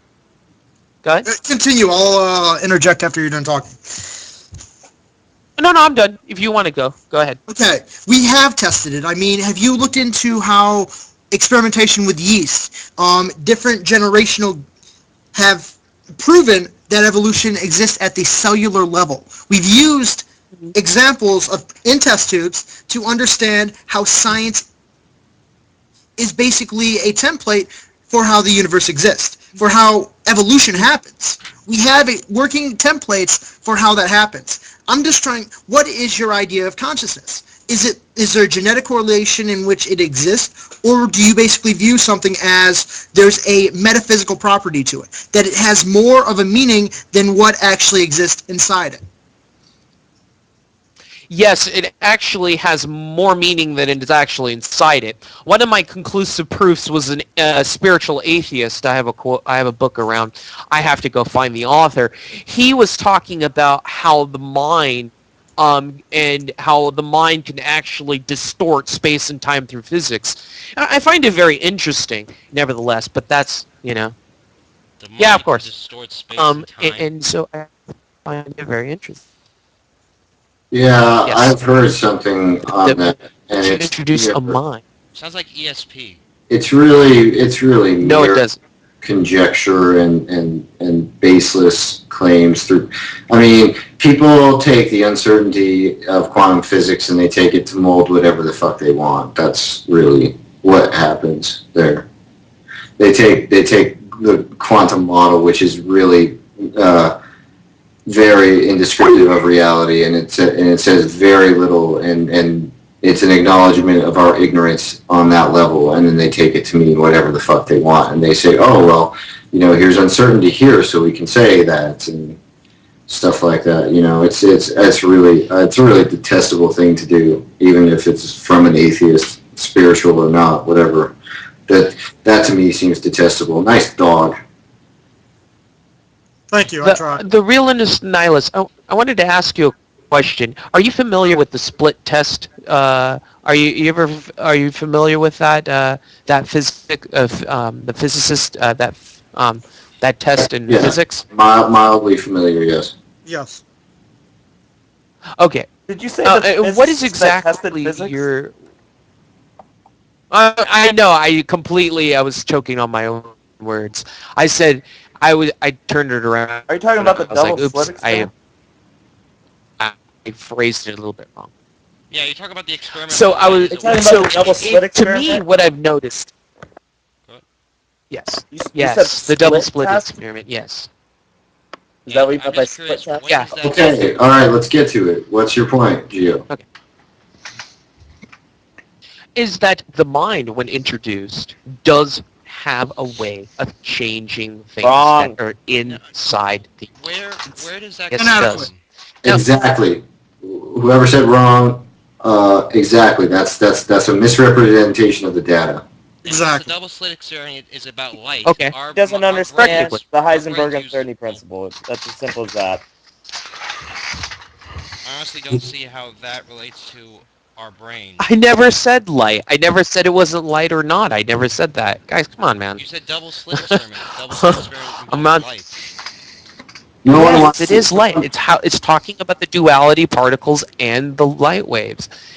You guys didn't let me finish, and then you guys are saying, "Oh, look, we corrected him, so he must be wrong." No. Please don't do that, I'm not guys. trying to I'm just- misrepresent your position. I'm really not trying to misrepresent your position, but you're talking about an experiment in which you think corroborates because you think that because there is an observer that corroborates the idea that there's a metaphysical entity that dictates how subatomic particles behave.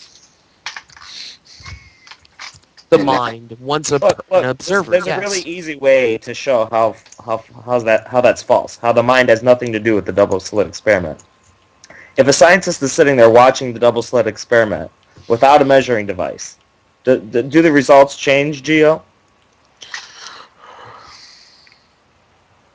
Do you even know how It the double depends slit on what- experiment works? Yes. So what's your answer? Does it change? Do the results change if the observer, as you call it, right, is just a human being and not a measuring device, actually interacting with When the the electron? person is introduced into the test, it does change it. What is introduced to the test though? It's a measuring device that actually interacts with the electrons. It's not a human mind. Yeah, there is no observer. The So- human so- mind, the scientist can sit there and be present the entire experiment, but without that measuring device, nothing's going to change. There's your control variable right there. It has nothing to do with the physicist's mind. Mm-hmm. Pretty much it's So it direct must have been an observation outdated comparing source. to direct observation. Let Geo go, Strife. So I'm asking you guys a question. Is that like an outdated thing? Is that it was kind of misconstrued with the results? No, I mean I don't understand. I honestly don't understand what the point of It's the called duality of. pseudoscience, Geo. It's called pseudoscience. That's what I'm asking. Is that some sort of quackery? What you just said, I'm yeah. asking you guys What I if you guys explained, like. what I explained is more or less the Copenhagen, which is the standard interpretation. Mm-hmm. It has nothing to do with your consciousness affecting the outcome of experiments. That's quackery. Yeah. I think he feels attacked, and I don't want to do that because I want it to be an open place for conversation. Michael Phelps, do you have anything? I've tried to ask my questions. It's like trying to get a straight answer here, Geo, is you're basically trying to branch off, like I was saying before, you're branching off too far to one side. You're putting too much of an emphasis on something that has a physical existence.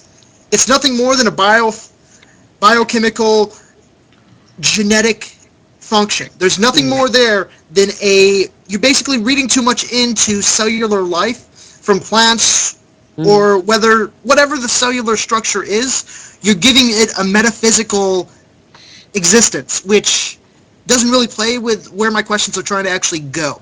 Does that make sense? Mm-hmm. How would you, the 5 questions I've asked so far, how would you, from a physical standpoint, how do you link what you're thinking to a physical existence within our biosphere, within existence itself? Physical existence outside of the metaphysics in which you're trying to include in your understanding. Well, mind directs biology. That's what it does. That's my idea of that's the relationship, if there was any relationship, that the mind over matter, as they used to say.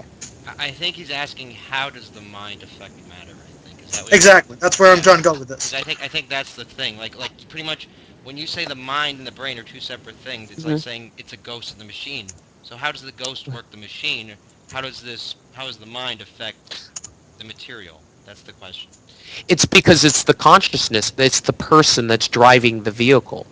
It's like habits or any sort of thing, but people say that it's biological urges, but I say it's the person. These are two different assumptions, Michael. You're saying that everything has to have a material cause. And now I'm taking a different point of view where I say that it does not take it. Not everything does have a physical. May I please? Play for that. May I please? I don't. Look, this is. I think you're misunderstanding his position. I guess Michael. Okay, maybe I am.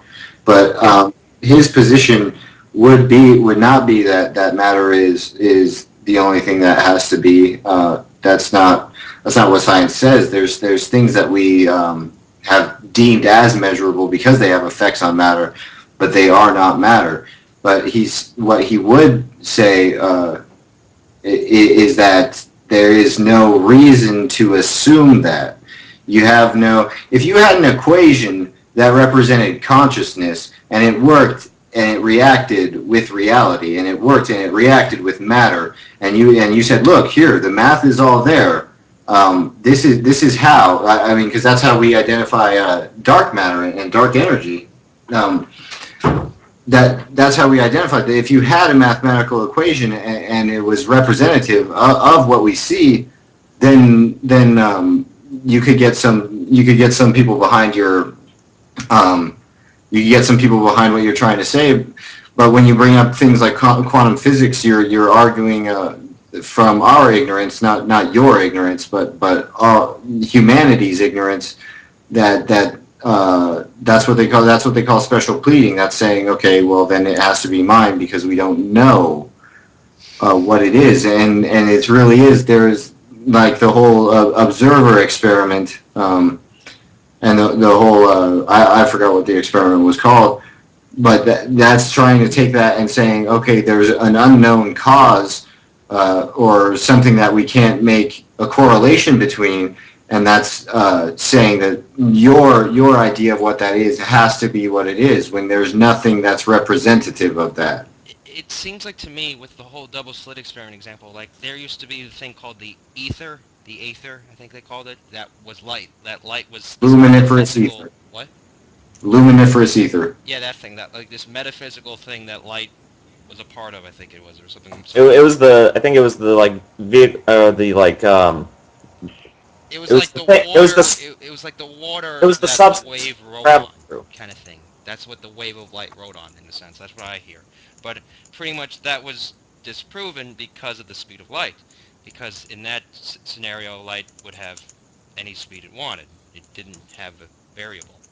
But when light was shown to have a consistent speed, that luminous or ether was shown to be disproven, and there was no use for it too. It was pretty much pointless, a pointless assumption. But the thing we're asking is, what is the mind? Like, pretty much it sounds like you're going from Ratz's position, which is saying the basic unit of everything is the mind, which doesn't actually explain how does the mind affect the reality. That's where it does affect. It makes it sound like you're making the mind separate of reality, in a sense, to react on reality. That's just what I'm thinking. It does, but it also does have an effect on reality as well. No, It I know, also can but when you say it's when Go ahead. I I'm was gonna sorry. say it's Go ahead, sir. because like when you like, would you say it was a right representation when I said you're making the mind separate from reality, right? Yes, and it also does have an effect on reality too. Yes. So what's the link? Yes, What but is causing it to affect reality? That's the question that we were all trying to ask, I think. when a person has a particular belief or any sort of thing, anxiety or anything like that, we do see that it can have an effect on someone's health as well. Okay. Certain type of psychiatry does go into that particular field. Now, I feel like I'm not a professional in that to talk about it. I'm not very familiar with it, but I know enough about that. A little, just to. I think what Stripe is asking though, it's like you've set up like two realms. There's this like immaterial realm in which Yes. the soul and mind, or God apparently What's the lives, Stargate? and then there's the physical world. And what we're asking is, how do these two worlds? It's easy to understand if you think everything is just one realm. Then okay, it's really easy to see how the brain affects, psychology affects your physiological well-being or something like that. But in the case that you're setting up these two distinct realms, how do they interact? It seems like at some point they'd have to. There has to be some kind of mechanism in between. That's some kind of Stargate or some kind of not just an example Stargate, I guess, to link these two realms or something that links them. Like, what is the medium that links them? And at what See, point does this distinction completely make no difference whatsoever than just one realm? That's just, I mean, what you're calling this other realm is just, really, it could be encompassed in one realm. You could just still call it, it's all physical, but this immaterial realm is just some kind of different material or something. Different in nature that, like, we can't detect it currently or something, something perhaps not very different from, like, dark matter or something. At what point does the distinction break down? What? I'm sorry? What was that, the last part you were saying? I'm saying, at what point do these... First, the question is, how do they interact? Do you have any kind of, like... It would have to be a metaphysical kind of explanation of how these two realms interact. And my second point is, at what point does this whole distinction be completely pointless? They do play a relationship between them, and they're very separately distinct as well. This has always been the point of view of the dualists. They never denied that. I'm not a person that says, okay, the soul. No, I use that. I don't tend to use that word because it sounds very, I would say, very risque or taboo. Basically, in Hebrew thought, it's always been the mind is the soul. It is a form of it. That's the mechanism that drives it. That is what the soul is, the mind. And that's where there's a synonymous term. And like, for example, we do see behaviors or certain types of things that can have an influence on the reality. But where does that come from? From materialist? Not Well, look, necessarily. You're the one that does it. You're the one that's driving that it seems particular to thought. imply. Where does the rationality of empiricism? You're driving it. The person, the individual, not. You see that's where it I plays see what you're into saying, it. but look, the mechanism. But it does have an effect. The mechanism Okay, you're go ahead. proposing. The mechanism you're proposing seems to imply that it would have to be some kind of like half and half thing. That's the intermediary Yes. link between both realms. That it could therefore link the two. So your soul, which implies that you're saying the soul as this mechanism has a physical component that we could detect physically. Yes, a mind. Yes, it's a But that mind. doesn't explain And what a that's- mind is. that's what- So then you just said the mind is physical. It does have a relationship to the physical. No, it has That's to- what I'm saying. It does have an effect on the physical. What I'm It has- saying is that beliefs, things like that, do have that can have a strong influence on the physical of well-being or anything like that. I would say That's my answer to the question, because I'm a monoist. I mean, I can't even fucking say it. When you pretty much you don't believe in dualism, it's the opposite. It's the monoist. That's okay. Yeah, cool. Monism? What? Monist? Monism? I think that's it. Yeah, pretty much, I would say the answer would be because the mind is the control center of the body, therefore anything that happens to the brain would affect the body. Like, any brain damage could affect, motor controls, or could affect a lot of things like drinking and other things, Mhm. which would mean no reason to imply a metaphysical, luminous ether, in a sense, to the mind, I mean the brain, the mind's description of the brain, um, required, because it works without it, just like, yeah, like Mhm. that. I mean, like, I don't understand really. Here's a question. Go ahead. Gio, have you ever experienced anything that isn't physical? Yeah, spiritually, well, walk with God, sure, if you would like to say it that way, yeah. But would you say everything that You just said a walk with. Wait, I got No, like walk with God, yes, like, spiritual journey, whatever you call it, sure. What does that mean? I don't know. Is there anything on?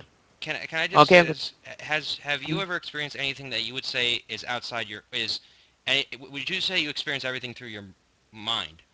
You're asking too many questions of the guy. Let him answer one question first. Okay, go ahead. Thank you, realistic nihilist. It's yes. Okay. The nature of God, in which I have came and actually have acknowledged and understood it, is that we know how we think, and we have a certain type of cyclical patterns in which we tend to think X, Y, and Z. We have we have habits. We're a mammal of habits, and when I have something that is completely out of the blue, it's a nature of an epiphany, and this is a very rare thing, and that's, to me, would not be anything that is physical. That is the nature of God being there. It's something out of the blue that I would have never even contemplated or even thought of. A solution to a problem or anything like that. So you're saying your experience of something non-physical would be an example would be an epiphany? No, it's like it is not. It's not any type of epiphany, but it is more like something that you have never thought of. We all think in certain types of patterns, but something that comes out of the blue and something that is out in left field, in a sense. So an epiphany. And it could be like a rapturous epiphany, yes. So that's your example of something that's your example of something non-physical. Yes. So an idea, basically. What? I'm sorry? Just an idea. Ideas are non-physical then to you. What else is an epiphany besides an idea? Are you saying ideas are non-physical? Well, yes. I'm sorry, guys. I need to drink some water. I'll be back in a second. Hey, quick question on a lighter note. Who's interested in next Saturday at 7 on Google Hangout of having a conversation conversation with Venom Fang X. Fuck him. Oh, count me in. I Who like wants to to have talk fun with to. Venom Fang? He's still alive? Yeah, he is. I thought he was chased off YouTube centuries ago. No, he's been around. He would basically the only person that actually felt the repercussions of the last DMC battle would be Gearup. Gearup hasn't been back in like a year and a half. I helped with that a little. Man, I'd like to bait Venom Fang X like nobody. I would love to. I've got him next Is he Saturday. as stupid as he portrays himself to be in real life? At least he has a platform. I will not say it's the best platform in the world, but at least he... One thing I gotta respect about the guy, he has a direction and he goes with it. You mean crazy? He has a direction and he goes with it. I'm neither going to confirm nor deny. It's crazy as it sounds, but Hey, what would you he want has a to? direction he goes in. What would you want to debate him on, Gadfly? Just general Christianity, just to see how he stands. See if he can fucking get him to slip up on things like the Trinity or something. I don't Because think that's always. Is he a Trinitarian? Most are. Yes, he Remember, is. trolling is against my religion, but baiting is not. Yeah, you're... My question would be... Well, of course, Vet. Actually, What else am I going to debate a Christian on? Well, science is his thing. I What thought would you. you say, Wick? What would you say ideas are? What would I say ideas are? Yes. Well, I could say they're purely physical. Oh, and the moral argument. I want to go around with him about morality. Ken, same here. Ken, you haven't said anything in a long time. You have anything? In terms of Venom Fang X, No, I don't know. no. I always find all of these debates, the religious person kind of drags us wherever they want to go. Oh, And- yeah, you haven't. I've never really fully got with the theist person. Whenever I think of Venom X, I think of his Joker makeup. See, I love the Joker makeup. I almost did a parody to it, like where it would be me and him going back and forth, me in a Batman costume, him in his Joker costume. It would be... But he has a Batman costume, too. Yeah, I know. I would edit out the Batman parts and basically just have him as the Joker and me in a Batman costume, and us just basically going at it. So, yeah, Ken, you have anything to comment about the conversation this far?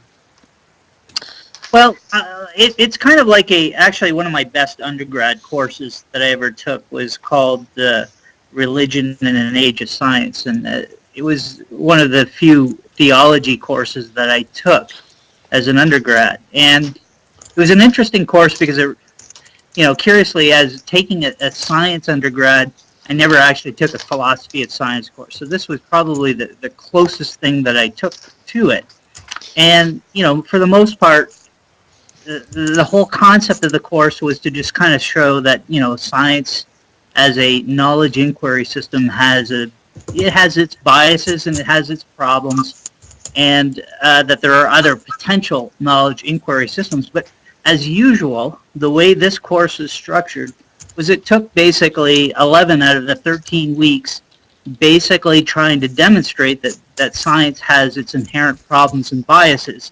And then at the very end, there's like a week and a half to cover other so-called, knowledge inquiry systems. And I think that is pretty much an analogy the way these conversations sort of go. I mean, you get basically theists on the attack of aspects of, science as a knowledge base, but we never really get a full-on chance to say what are the real alternatives aside from, what are some of the issues with science, but we don't, and we talk about what are the issues with religions, but we don't really talk about what does religion have to offer from a predictive capability and from a, basically benefiting society as a whole. The only thing I can think of for religion, honestly, would be the presuppositional argument, which is the only knowledge claim I think they make. Well, see, there's something that I could see coming from it if it ever became viable at all, and I think that's what Geo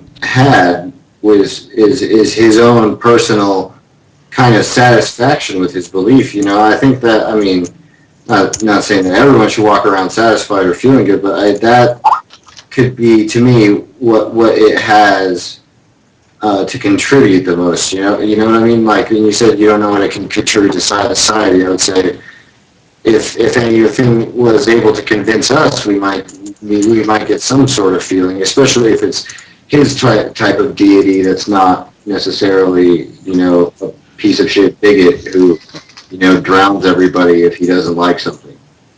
Ken, the main thing though is I can actually go, I would say, toe to toe with the theists on their own turf. So I really don't worry about them trying to turn over, trying to go. If they try to attack me, I'll just attack them back with their own stuff. I didn't feel like he was being. I didn't feel like he was being on the offensive. I thought he Oh was no, most. Geo's not. Geo's not. I'm talking about dealing with people like Boom Bang X and things. Neffy's on. Oh, Niffy. No, fuck that guy. My I never name want is to talk to that Neffy. dude. That guy's Well, such a- guys, I'm gonna have to get going in a couple of minutes, but the realist and nihilist. I was listening. You guys are more than welcome to think that he's a moral monster. God is like that. That is your prerogative. That's your right. As we are basically free moral agents, and we could do that if you have that opinion, if you like. But the problem is that even if you disagree with the judge, doesn't mean you're not going to still be judged by the same actions. It's a scary thought, but nevertheless. Please don't. But I have to get going, guys, soon. So I just Can I wanted to ask you? wrap it up, and yeah, Can go I ahead. ask you a question before you leave? What have you Yeah, taken go from ahead, this man. conversation, if anything? I need to look. I need to look back into the double split experiment. I need to relook at that or reevaluate. I appreciate you guys' your constructive criticism towards that. I do need to look into that a little bit more. There is some things that I might need to I need to evaluate again. And but there are things that I have reached to the conclusion. It wasn't meant when I explain these tests. It's not meant as saying that therefore I'm just saying that we're not the matter of who we are, and that's the conclusion. Let me say that's the conclusion that I've made. So people can disagree if they like, and that's okay.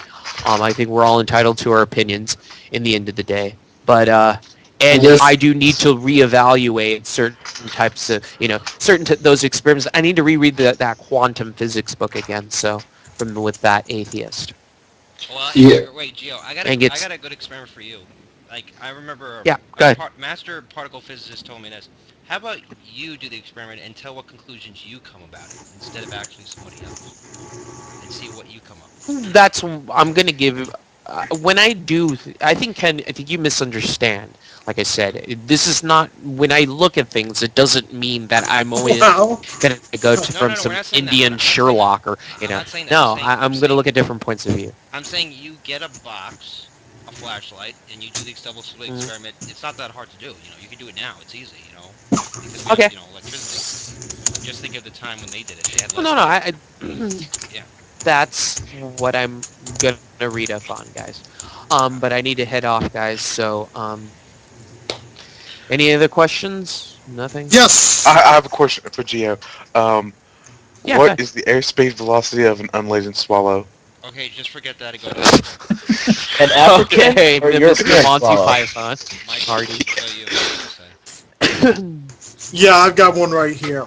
So besides what you've taken away from this, what do you think that we should have gained from talking to you?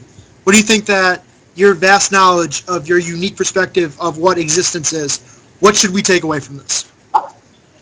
Oh, I would not. I would never put. I wouldn't be so arrogant to say that I have vast knowledge. I'm just as um, I am still, I'm still trying to figure things out for myself. But I would say that if I want you guys to know anything, is that there's other points of view, and then there's other opinions. People can decipher different facts and come up with different conclusions. Now, and we all have and our interpretations to the data in which we have, and that's what something I would recommend. But it's up to you guys. Take it as a grain of salt. All right. All right. Sounds good to me. Anybody else want to recap? God is a lie, and also you got to remember God is a lie. And I'm a bear. Did you? So Ken, is that a wombat or what is that? It's a groundhog. Oh, that was I said groundhog at the beginning of this. I thought Yep. it was a beaver. That's a groundhog. Yeah. They look the same. Tell by the teeth. Teeth are longer Tails on a are beaver. different. So yeah, any So- recaps you want to say? Yeah, I feel like it was really unproductive. That's what I think. I don't know. I don't know why. To me, it just seemed like we were all trying to get a concrete type of answer out of him, or like a real set of his ideology, and no It seems like one he was else. beating around the bush. Well, I feel like no one else has a comprehensive idea of what he was actually thinking. Does anybody have a comprehensive idea of what he was thinking? This is what I've noticed though. I'm not sure he had a comprehensive idea. Yeah, that's what I mean. Like, once upon a time, Viva said when we were talking to him long ago, and this is even recorded, long ago in the video with Neffy, he says, oh, well, I used to believe in evolution like you and stuff. Like, we didn't even know what the hell he believed then and stuff. Like, we still don't know what the hell he believes, because, like, he kind of moves about from what I've noticed. It's kind of really hard to tell. You know, I believe I can fly.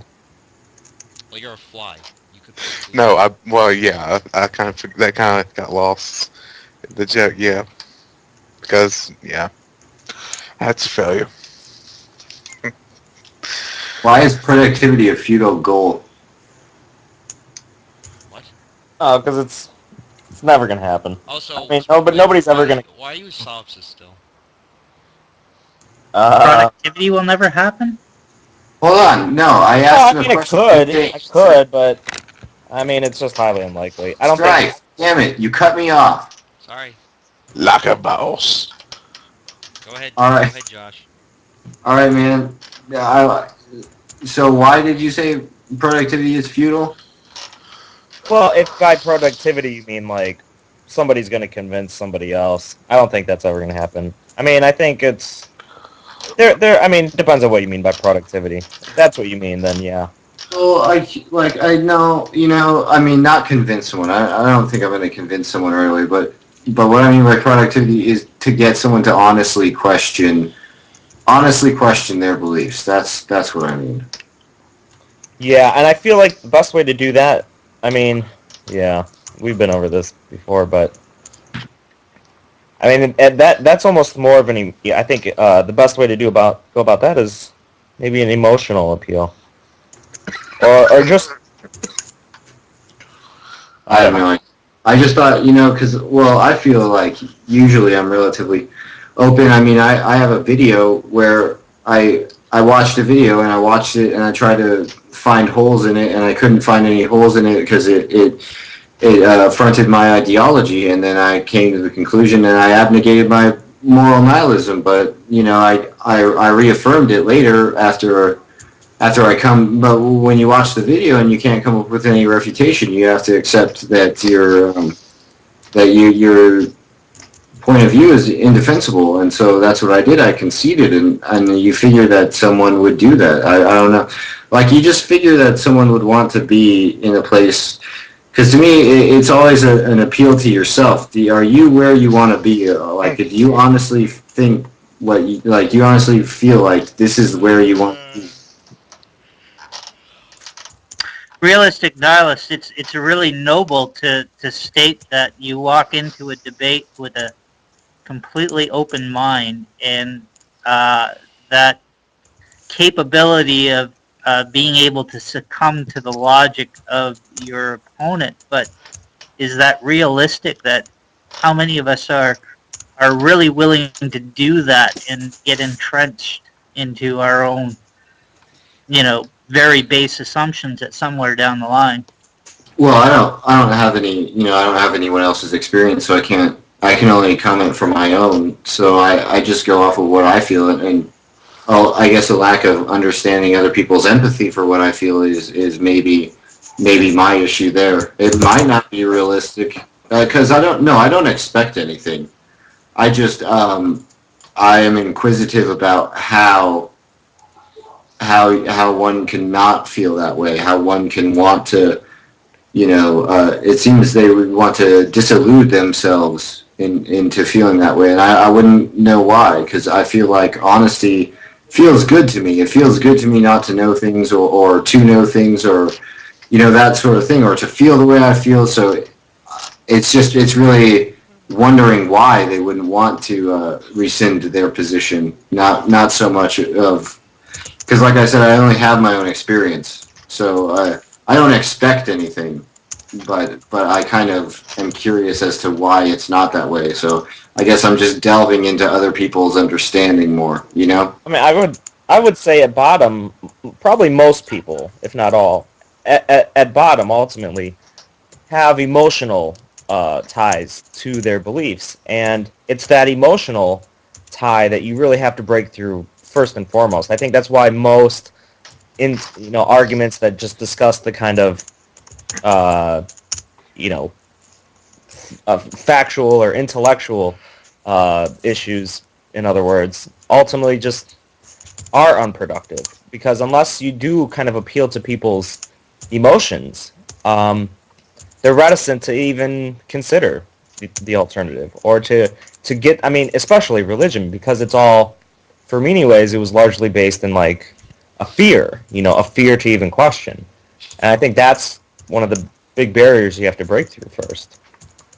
That's an interesting. You have a way, can you posit a way to do that, or do you have any thoughts on that and how we could accomplish that?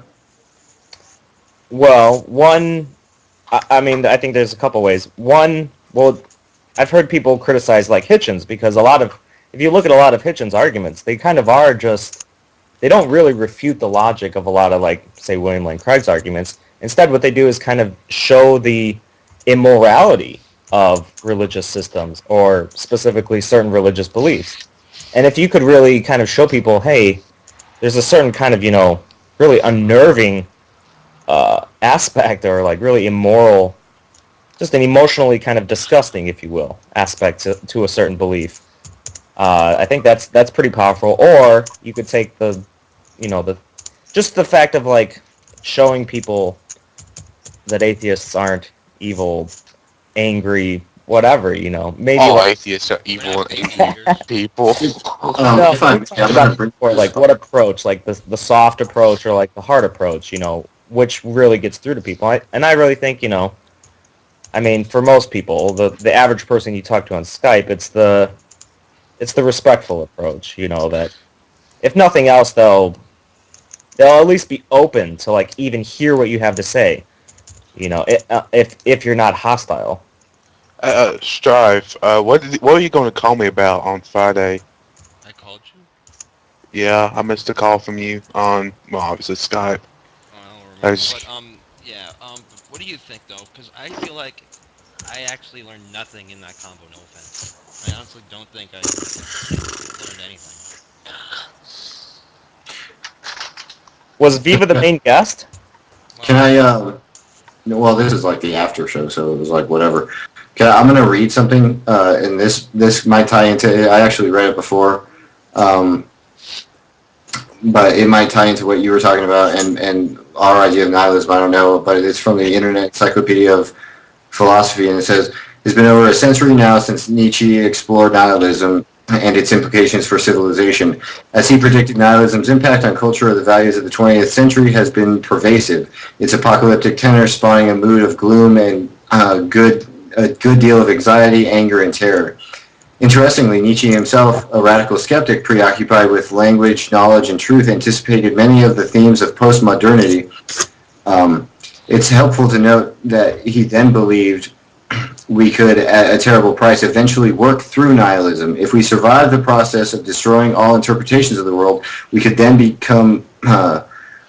could then perhaps discover the correct course for humankind. And I think that's kind of the hopefulness that I have in nihilism. It's more of a like it's not so anti-foundational as a lot of people think it is, but it's kind of a hopeful realization for humanity, and like I don't know how to describe it. Atheist Coffee calls me the Zen master because when I describe it to him, it's always like really Zen-like. But certainly that type of thing. Well, yeah, we got into, yeah, I bet you missed it. We got into some pretty heavy things before you came on. Isn't there, is the after show always becoming better every time? You want to know something that gets... Or, sorry for cutting you off, wait, go ahead. Oh, no, go ahead. No, go ahead. No, the only thing that I basically...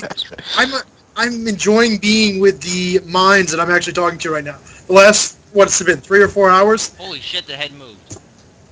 Loving it. That's Yeah, my head I moves. didn't think that thing moved. You want to know something? I'm going to do something even more creepy. Jerking off? No, from here. You became a dog. Okay, what were you saying? Stripes ADD cut you off. What were you saying? Oh, me. What I was trying to get to was this has been a great platform. I love making contact with you guys. I linked my Facebook and my YouTube channel there. If you guys want to subscribe, add me on Facebook. I'm here whenever you guys need me. That's basically the best Subscribe, thing. right? Call me if you want sex. You know, the usual. Well, I do that for free. All you got to do is cover the charges of it, and I'm already here for that. So what are you I'm not. before? I would have liked to talk more about realistic nihilist concept of nihilism, because I think that would have been a more productive conversation in the long term. Well, really? You can tell us now. We got like, I don't know. I guess we could go on for another 10 minutes. Yeah. If we got the steam, who votes we should end it now and who votes we shouldn't? I could go for another 10 minutes. Okay, go ahead. It really what's that? So you it's sort of the way you described it there, realistic. It was almost like there's a bit of a fatalism, or there's an ultimate conflict before resolution can happen. And is that part and parcel of what? Oh no, that wasn't my description. That was Nietzsche's idea of it. I don't feel like there has to be an initial conflict. Like he may have, because he interpreted a lot of social ramifications that went into it, and I don't necessarily. I just hold it as like a personal tenet. So it's more like a feeling, and I don't necessarily think that there has to be a problem before a resolution. But it's just his essential conclusion is what I feel like I can have at the present. You know what I mean? You hear what I said, Ken? Yep. Yeah, it's not. It's like, okay, it's really. It's kind of one of those. There's this. I forgot this philosophy's name. I think it starts with a P, but I forgot this. No, it's a philosophy of. If you are intellectually like, if you're smart enough, basically the tenet is if you can think logically enough and smart enough, you never ever have to suffer ever in your life. And I forgot what it's called. I wish I could find it. It had some bogus things in it. But it was interesting, and I feel like it's kind of like that. My nihilism is kind of like that. Like being morally nihilistic doesn't make you reprobate automatically, and just like being existentially nihilistic doesn't mean that you have no subjective meaning in your life. It just means that it's subjective, and I feel like there's a type of reverence that you can have for this truth, if you want to call it that, this honesty, this intellectually honesty, this honesty with yourself, that you recognize that, like in a situation where someone's performing an act that you find morally reprehensible, you can still find solace in that, and you don't have to be led on a whim by your emotions, because you can rationalize yourself out of it. So it's kind of like a borrowing from that philosophy that I was referring to earlier. I wish I remembered the name, but yeah, it's kind of like it's really a culmination, and not having meaning, and not having an essential right and wrong that needs to be abided by. I mean, there can be a beauty in that, and I think that's all it came down to. Is like a reverential view of existence, you know? Okay. I mean, I'm never one to argue about objective morals or objective values. I think everything is subjective and subjective to the cultural circumstances that exist at the time those social rules are being formed.